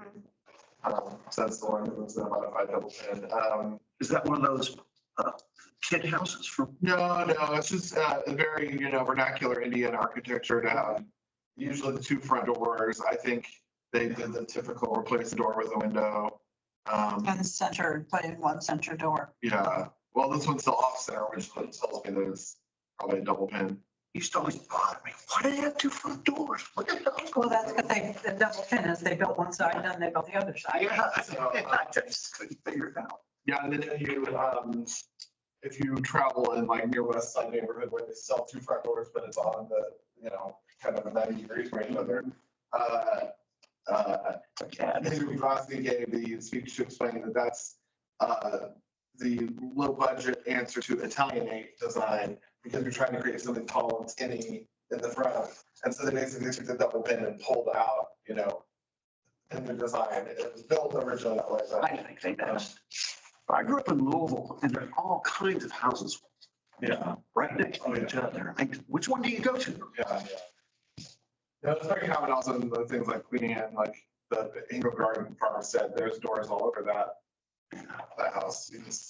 But anyway, I think these houses, it might be worth us giving our praise of what characteristics they have that are historic and worth keeping. As far as I don't go too far. Windows, building the windows. It's crazy. Yeah, windows, siding, porch structures,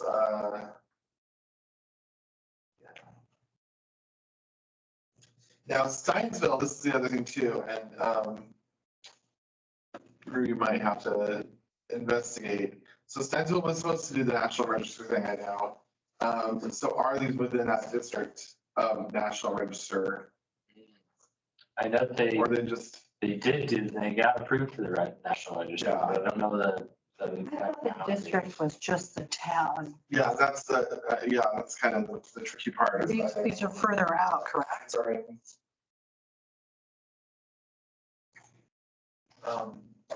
Because I would think also in our discussion of what we could possibly do in the future with our designations, if we wanted to do blanket designation with the new county stuff, is to say, okay, anything that's in the National Register, we're gonna put in the county register, So we have more teeth in the county level. This is actually south of Steinsville proper. So the southern Scienceville.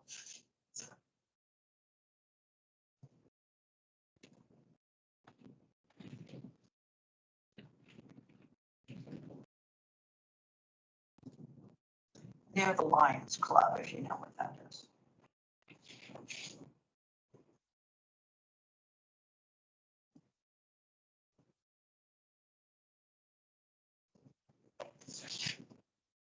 Do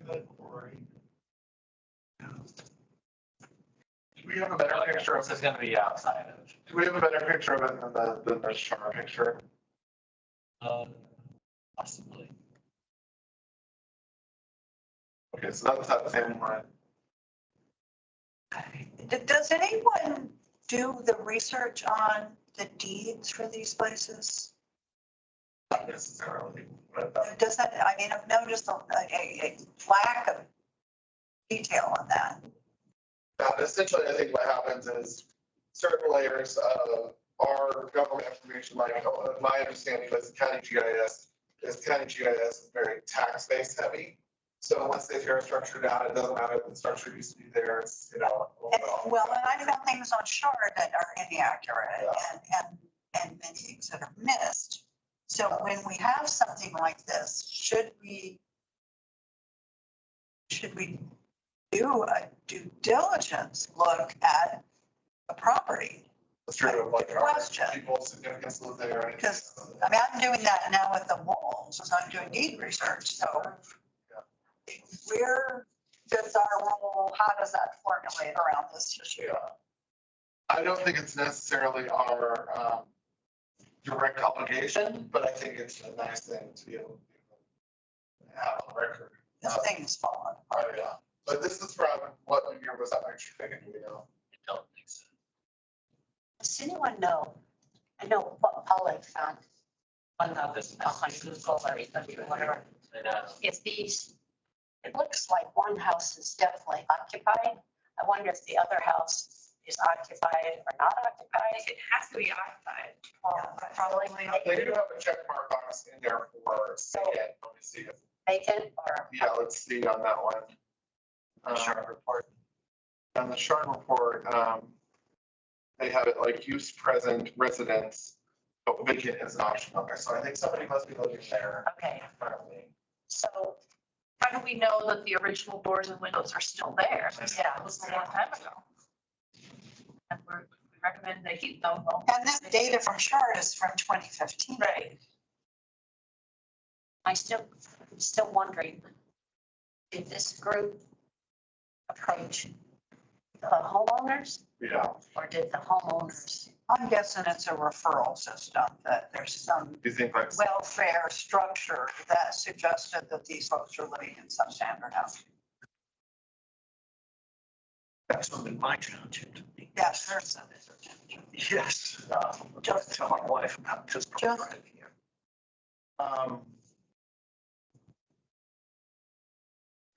So yeah, I guess it's sort of a question of, what all do we do? To be helpful and proactive.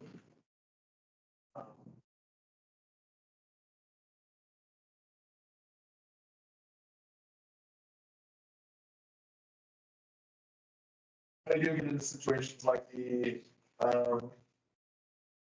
Arlington Brother property that's a mini farm, there's the whole thing with mini farms being of a certain era and, things like that. So, I mean, investigation always, brings up some things, but, yeah, I would just hate to see them be like, oh, these, windows are unsafe, this porch is unsafe. Unfortunately, I think that happens more than we Oh, realize. yeah. No, and it's always, I mean, it comes from different angles for sure, but cultural tendency is that new is always better, and safer. Yeah. And then the house on West Third Street that the city came in to evaluate for this same kind of thing. And they started with foundation needs replacing and they tore the house down. A couple of years later, but that's all they would do. The strange feeling I have about this is, see if I can articulate this, but it seems, this program seems like a good thing to try to take care of this house. But as you're suggesting, the more people look at it, the more problems they can see with it. And I saw you, I like the word deteriorated. What can we say here that's okay? Let me try this another way. I think they're trying to preserve the health of the people who live in the house, and maybe that's the priority here. And maybe playing devil's advocate here, we would be out of line to try to suggest something to preserve the house. I don't think this house could be easily, inexpensively rehabilitated. And in the meantime, is it better that it's safe housing for people? Yeah, There is I kind of, appreciate your struggle with that. I really do. What's your house? yeah. I think one of the things I'm trying to see, so R1, it's, the Steinsville Road, 8223 Steinsville Road. So it's contributing, and then, that's where I'm trying to find where the condition deteriorated, and then the other one is, contributing, and then, condition good. So they at least have those, they call it Holland Parlor. It's not a Holland Parlor. No, so what is they call the other one pyramid, which I think is true with the worship. But, anyway, I think there is that constant,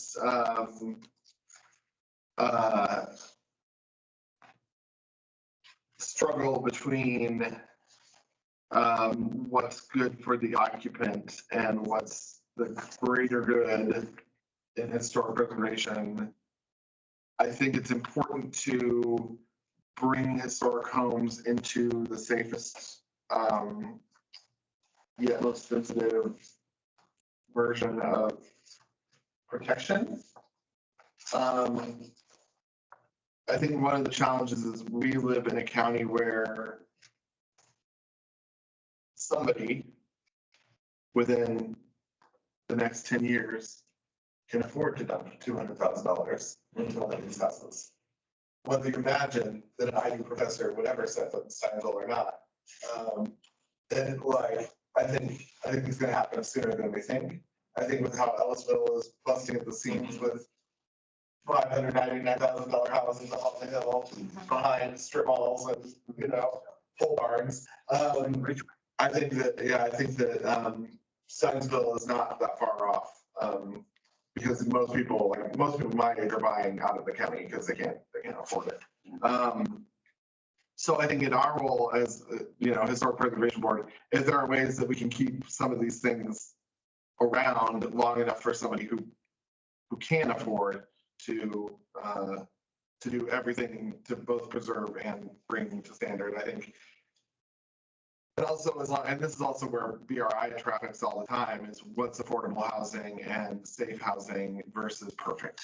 Because there's a lot of BRI properties that are nowhere near perfect versions of, you know, historically accurate, but. Well, I think trying to preserve it, so it could be around for someone to renovate it, but that's once again looking at the structure. And in the meantime, There are people involved, yeah. there are people who are trying to live there probably because they own it and or it's cheap if they're renting it.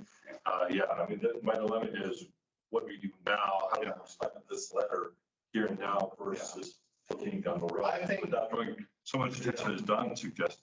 And it's like, oh, wow, the more we look at this, yeah, the windows are bad, the foundation is bad. And Yeah. no one is, it seems off key to say, don't you go looking at that house. Those people are So hard. I think, well, there are questions or comments regarding this proposed section, they just contact me yet. So I think, you know, there's this opportunity there to say, if there's government funding going into a historic structure, then there are suggestions we can make that if you're gonna spend money on a historic structure, please don't tear out the windows and replace them with brand new vinyl windows, because those will last 7 years and then they'll fail. And then, you know, 20 years from now, And they won't be installed properly. Exactly, Replace them so- again. it'll damage the original structure and blah, blah, blah, like, you know, it's, or whatever. If you're gonna spend money on these projects, or like. Yeah, exactly. Yeah, so, Roof replacement. so that might be interesting to see where we could be involved in that, because I mean, I think several of us with old structures and having, you know, talked about all these old structures, there are things that you do want modernized. You don't want to have the, you know, underrated furnace or air conditioner or, yeah, bathroom that's not a suitable bathroom anymore. And,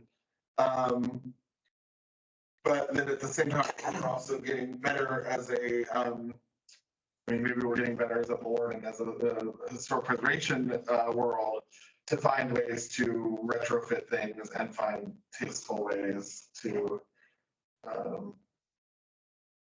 better improve these houses.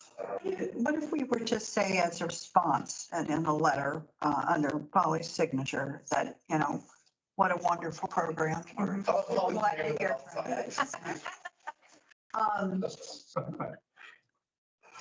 There are many things that can be done to preserve the future viability of this property, and we would like to work with you once the team's put together and you have a plan, and then say, please reach out to us so we can advise regarding options for retaining as much of the original value of the property as possible, and just say, please come back and talk with us.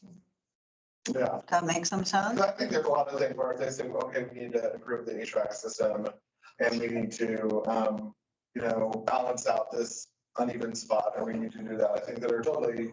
We could also, to take in what you were saying in the bigger picture, we could say that there may be other houses with historic value that are not listed in chart where you could use the same concepts for money saving and better long-term outcomes, or different long-term outcomes rather than value, something like that. Yeah, and I think, you know, I mean, if you want, I can be on this letter too. If you want me to do this letter and the, what's the other one I'm doing, the Covenanter High Street one. I think, you know, in keeping Don's point in mind, you know, always considering that human side of it. Much like when we think about our neighbors, and I think this is also going to be part of a larger conversation about how we move things forward in the future with demolition and delay and stuff like that. When we think about our rural Monroe County neighbors and how they think about their property and the historic properties, you know, they don't want to live in a museum. None of them want to live in a museum, but a lot of them want to live in a really nice old house. And they don't necessarily have all the tools to know what a really nice old house consists of. They know that Jeff and Joanna go in and tear everything out, because that's what they're able to see. And they know that their windows are drafty, and they know that their floors creak, and they know all these things. So I think that's kind of where our educational side and us looking ahead at future designations in the county and maybe how we interact with things like demolition delay and stuff like that, to know that there's always going to be this human side, and we just need to try to get those humans aware of some of the ways that they can sensibly spend money for the long-term improvement. For benefit all. Yeah, exactly. Don, So, Don's so right. You've got people versus you're trying to save something. It's not easy. It's not cheap. It's very, very, very expensive. And I don't know how much power, and I don't really want to use the word power. I don't know how much influence we really have in the situation. I know we can write a letter, but this is so open, so vague. They can do anything. But they don't have all the money in the world, so hopefully. And it is hard run, which means there's a lot of paperwork. Well, there's the point too, that if there's not a, They've probably got their what's it called, parameters. Yeah. We just don't know what those are and how far they'll go. exactly. They're just gonna do mold. I think that's probably, a big deal. I think that the devil's in the details on this one. And the fact that, oh, yeah. Yeah, I mean, as a person who's basically allergic to the world, I could, get a doctor's note to say to, put me in a sterile cube or something rather than a historic home. And I think, if they're trying to deal with things like allergies or uneven surfaces or things like that, there's a lot to consider. The house is on fire, do you run in and take the cat or the Picasso? Yeah. Gosh, that's a hard one for me. I really got a nice cat. Cat. I was just a poster. I'm just kidding. So, yeah, I'd love to draft up something that we can kick around a little bit. The science bill. Yeah, because I really do feel, and this also goes back to the Sunset Hill discussion. Some of these modest historic homes are going to be highly coveted Yes. in the not too distant future, because they will be what remains of Monroe County history, and there will be people who do have money to invest in them. Whether it's the next generations of some of these families that inherit the houses, or whether it's grant money that we're able to muster up from. That's what drives me crazy about historic renovations. Yes. Despite the great intentions, it's so expensive. And got to have the right people helping you. You have to have people who have the right attitude, that understand, as well as they have the talent to do it. Each week, that's what's going on inside my parents' home. Attitude, money, the talent to do it, and the initiative. It's been going on for a year and a half, 2 years inside right now, so. I think one of the other things too to keep in mind with that is most of these homes built in Monroe County were intended to be owner, occupant, repaired. Things like window repairs were supposed to be easy, and it's just something that we probably need to have an educational session on as You know, the number of people that are like, oh yeah, the cord's broken, I need to get new windows, you know, it's like, oh.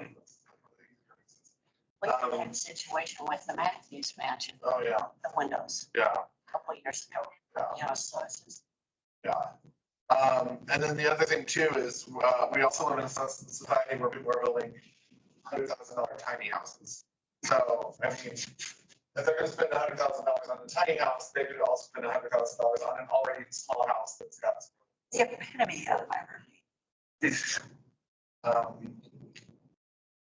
So yeah, I'll direct a little something, something. We'll see what we can do with that. Because again, this is a potential, you know, be good partners with state organization and stay on their list for things. What if 100 years we hire these over snout houses?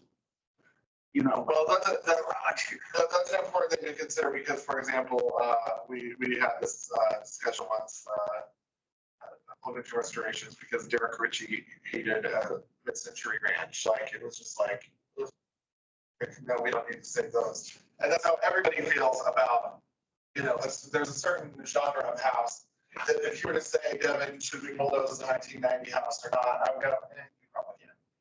That's the bias, that's the inherent bias. Like, well, those are dime a dozen, we don't care about those. Herman Wells hated Victorian houses. Like, and Henry Grassley will tell you Victorian houses are some of the more built houses in history.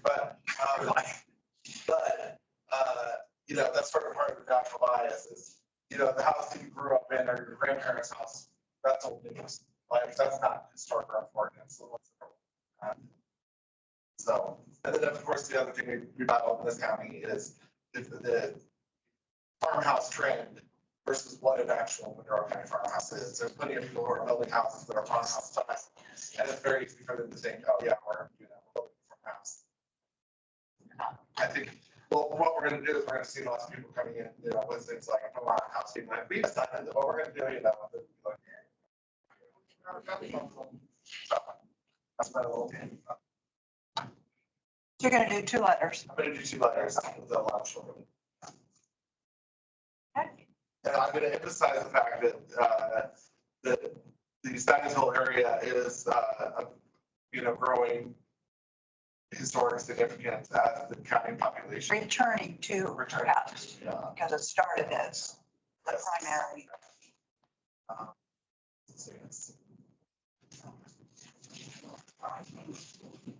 And that house is not all of our. Let's just sharpen comments out, I guess, more so. Okay. Plan updates since the last on our agenda. I updated it since the last time we saw it with some just backlog updates. We got the dry stone wall language that Susan had provided. And I also consolidated, this was 2 separate structure items. So I left it as, I also consolidated the number of subcommittee members, so we'll have to redistribute it out because it has too many. And then I also included this as an actual item instead of just like things to consider. So it needs subcommittee members and some descriptive text as well. So I would gladly be a subcommittee member for the county development ordinance revisions. Okay. I would say if I were to give it text, I would say something like, review current county language and compare to revisions. I'd like to add myself to that and add a bullet point that says evaluate potential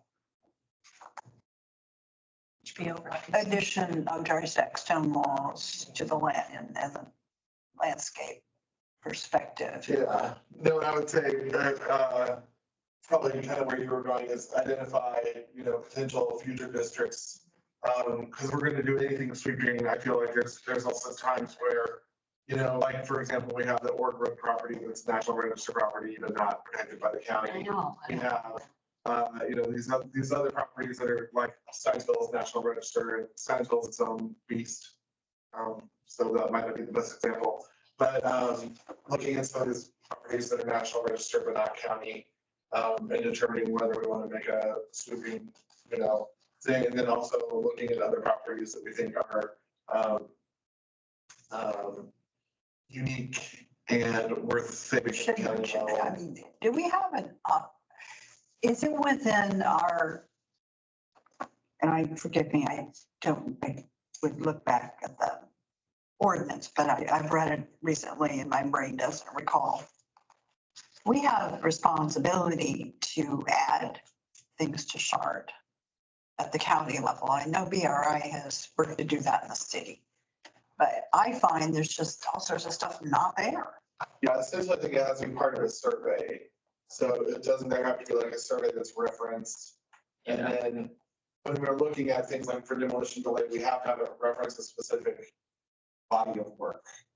So it has to reference either SHARD or the 1989 interim report or both. And so if things are missing from both of those Yeah, reports, I mean, whereas Yeah, there are omissions and time has passed, yeah. more things are on And I the feel like, list. well, that's the other thing to consider too. It's 2024, so the ranch house built in 1974 is eligible for National Register, so I think that I just did math there that aged me a I couple. graduated from high school. I like that. Okay. 42, right. Okay, so I think we might want to look at, what are those bodies of work that are referenced in something like a demolition delay? And how do we add to it or at the county level to ensure the is there verbiage that we could use that's like any property, it's kind of like the carding law. Any property that's known to be over 30 years old is reviewed to determine if it's 50 years old. Well, and that's kind of where I'm getting is the existing data is Patchy. Yeah. Yeah. Kept up. patchy works. Yeah. It's incomplete Yeah. and it's not up to date.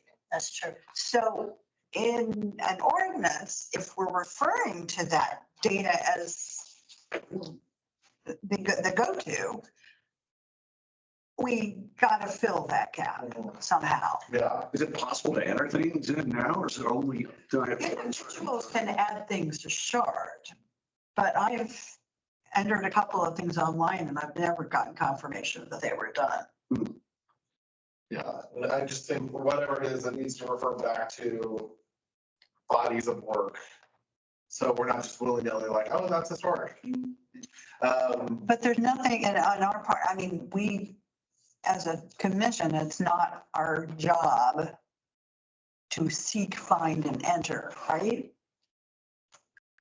Not that I'm aware of. Yeah, I mean, But if it's not ours, whose is it? Whose responsibility would that be? DNR and the state office. A state. yeah, I believe so, because that's who performs the surveys. yeah.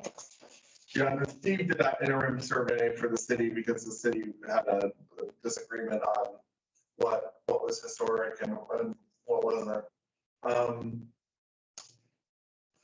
Yeah, it's because we all know properties that should be on there that are not. And then also the fact that we know that it's very house centric and not other structures. So we know that that excludes barns and We throw in a bullet point here that says explore documentation opportunities or something would be another bullet point.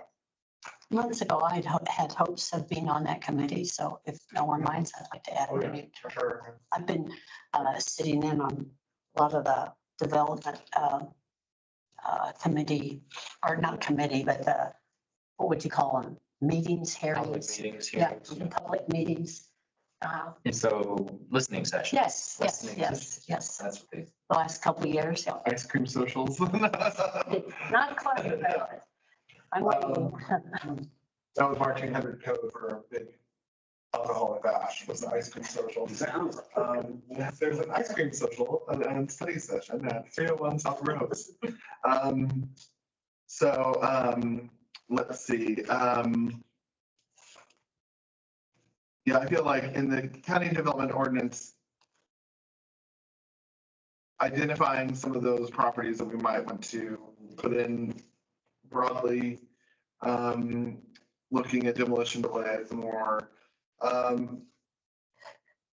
I know that there's a lot of mental energy that goes into it. Are there other counties that we look at when we're developing this and get really good verbiage and? Developmental delay, is that what you're talking about? Well, just for all. Demolition delay? Yeah, I mean, for, Yeah, me and Duncan discussed that. Yeah. I've actually done the Bloomington City, Yeah. which is probably Duncan's words, I mean, to be honest. Yeah. so go around. Yeah. Need to replace Monroe County with Bloomington. Okay. Bloomington, North Monroe County. Yeah. No, and that is,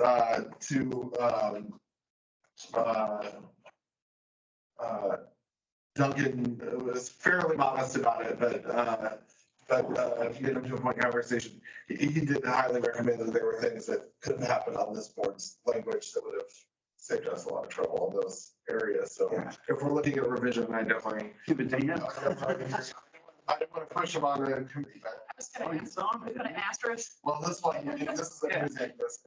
put the same one there with. Yeah, okay, and Duncan, is needed. Yeah, I don't want to force them to it, but, Highly suggested. and then historically, I mean, we haven't designated properties without the property owner bringing them forward. And so that would be another thing too for us to discuss, is, how we can do that strategically. A big concern of mine, and I think, several of you have seen it in other ways. Debbie's a good example of it, of you're doing everything you can to preserve a family historic property. We have many neighbors and people that we know and love in this county who have historic homes on their property that they do not live in. And what can we do, because that's a rampant problem in the county, what can we do on the county level to aid in the preservation of non-used family properties, to maybe get them up to stuff to be used or preserved in some way? Because I mean, I can list off like 10 farms right now where. I can too, yeah. Yeah, where there's an old family home or even a barn, that could be, Mhm. it could. So proactive preservation. Proactive preservation, and like, that's the other part too, is we don't want to, we don't want to ruffle the wrong feathers and have people tear down their old farmhouses overnight. Providing incentives. Yeah, providing incentives, and I don't know if that's even, I guess, what we could even take to commissioners is, are there tax incentives? Are there grant incentives? Are there, ways to say like, hey, if you help preserve that historic home on your property, it means that you X, Y, Z. Doesn't that fit back into demolition delay? Yeah, I think in a way it does, yeah, Part of it too is like demolition by neglect, yeah. but not always neglect because they want it to fall down. It's because they don't have the funds to do it. It's very, very expensive, very expensive. Which is the whole idea of, Yeah. if there's ordinance to have, some support network. Yeah, exactly. Tax incentives or something like that would help greatly some of the families. I'm thinking of grants. Respectfully to everyone in the room, sounds great, but usually you have 50 to 100 going after that one grant. And then you have to really be versed in grant writing. Right, you gotta, You know, not just a seminar. absolutely. No, not even thinking To like, be able to win one of is those. there something at the county level where we could write a grant to save 100 roofs of, historic properties, or, things like that, where it's like, these are gonna be the problems, it's the roof of the foundation, or, something, whatever. And are there gonna be funds out there that we could say, okay, we're gonna do a big preservation project for the Centennial or whatever the name of the next big. I know the meeting, is, we're all getting tired and we want it to wrap up, but I'm not going to name the family, but they applied for a grant but they were not versed at grant writing at all.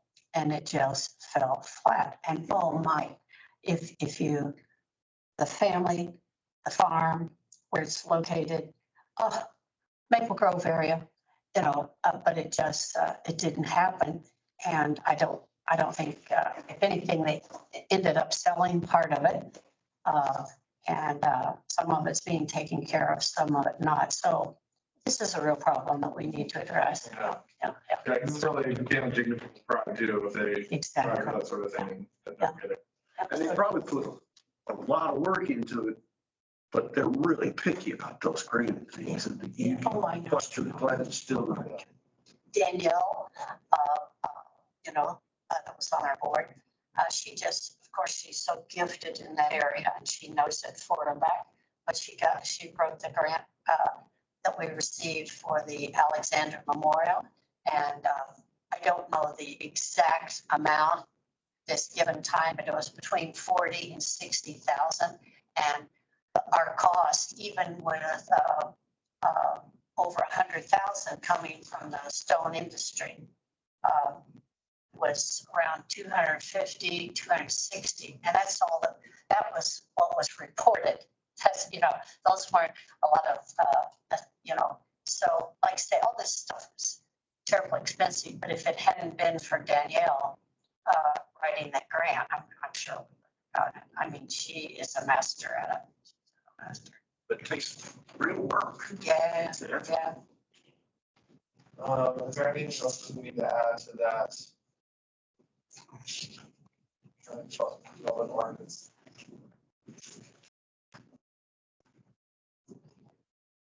I mean, I think if we would, like, broadly saying, if there's a way that we can ensure that historic preservation is portrayed as an asset rather than an impediment, I feel like that's a big thing in zoning and development. We're scared to death. Yeah.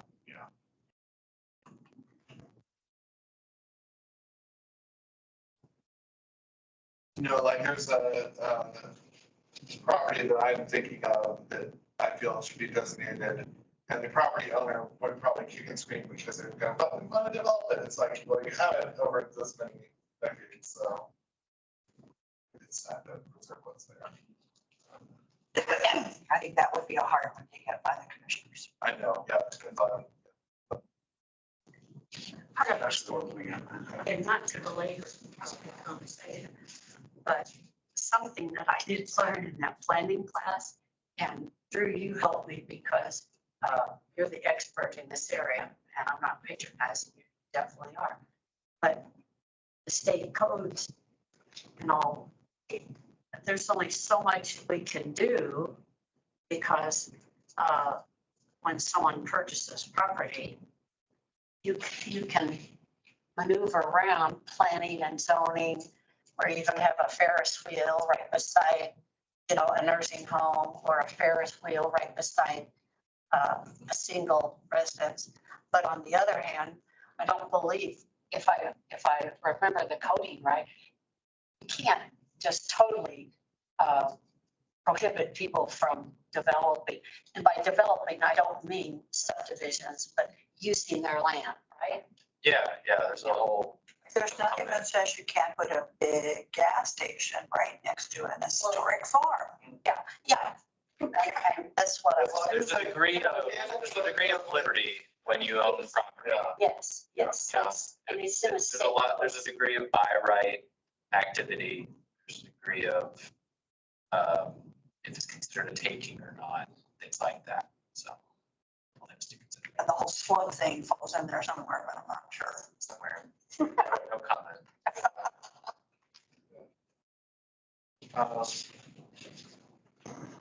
Was there anything else we need to do on the work plan? Are we up to date? I mean, we've got the June 15th thing coming up. I guess maybe on that, board education priorities, if there's any way to add things like that, Purdue program is something that we review, periodically, as an educational opportunity.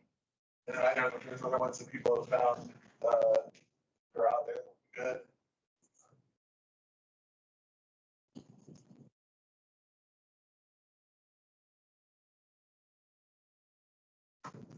I will start emailing folks about the Limestone Festival soon. Suck up on it. But yeah, What's on the- June 15th, Saturday. Debbie and I are working on a possible giveaway. If you do this, then you can pick from this and Excellent. involving limestone. I think that's a nice thing. And I would be there if I were not on a volcanic island at the time. Just there in spirit. Where are you going now? In June, I'll go to Hawaii with a friend. So Very good. part of my 50 by 50 goal. Whatever that is, sounds like fun. My 50 stays by, Oh, nice. but I'm okay right now. It's originally a 50 by 30 goal, but That's stuff, yeah. making $8,000 my first year as a teacher was not conducive to my 50 by 30 goal. Luckily, I make millions now. All right, so that's June Does 15th. anyone else have anything? I'll buy and preserve every property in the county. And we each get our hours and. Yeah. And resumes. Lots of letters. And don't be. Thanks. Okay. Yes. All right, I'll call meeting close, 7:42. It's not like a city meeting. Oh, thank you, Drew. Thanks, everyone. You don't have to just say names and with us, Take care of that.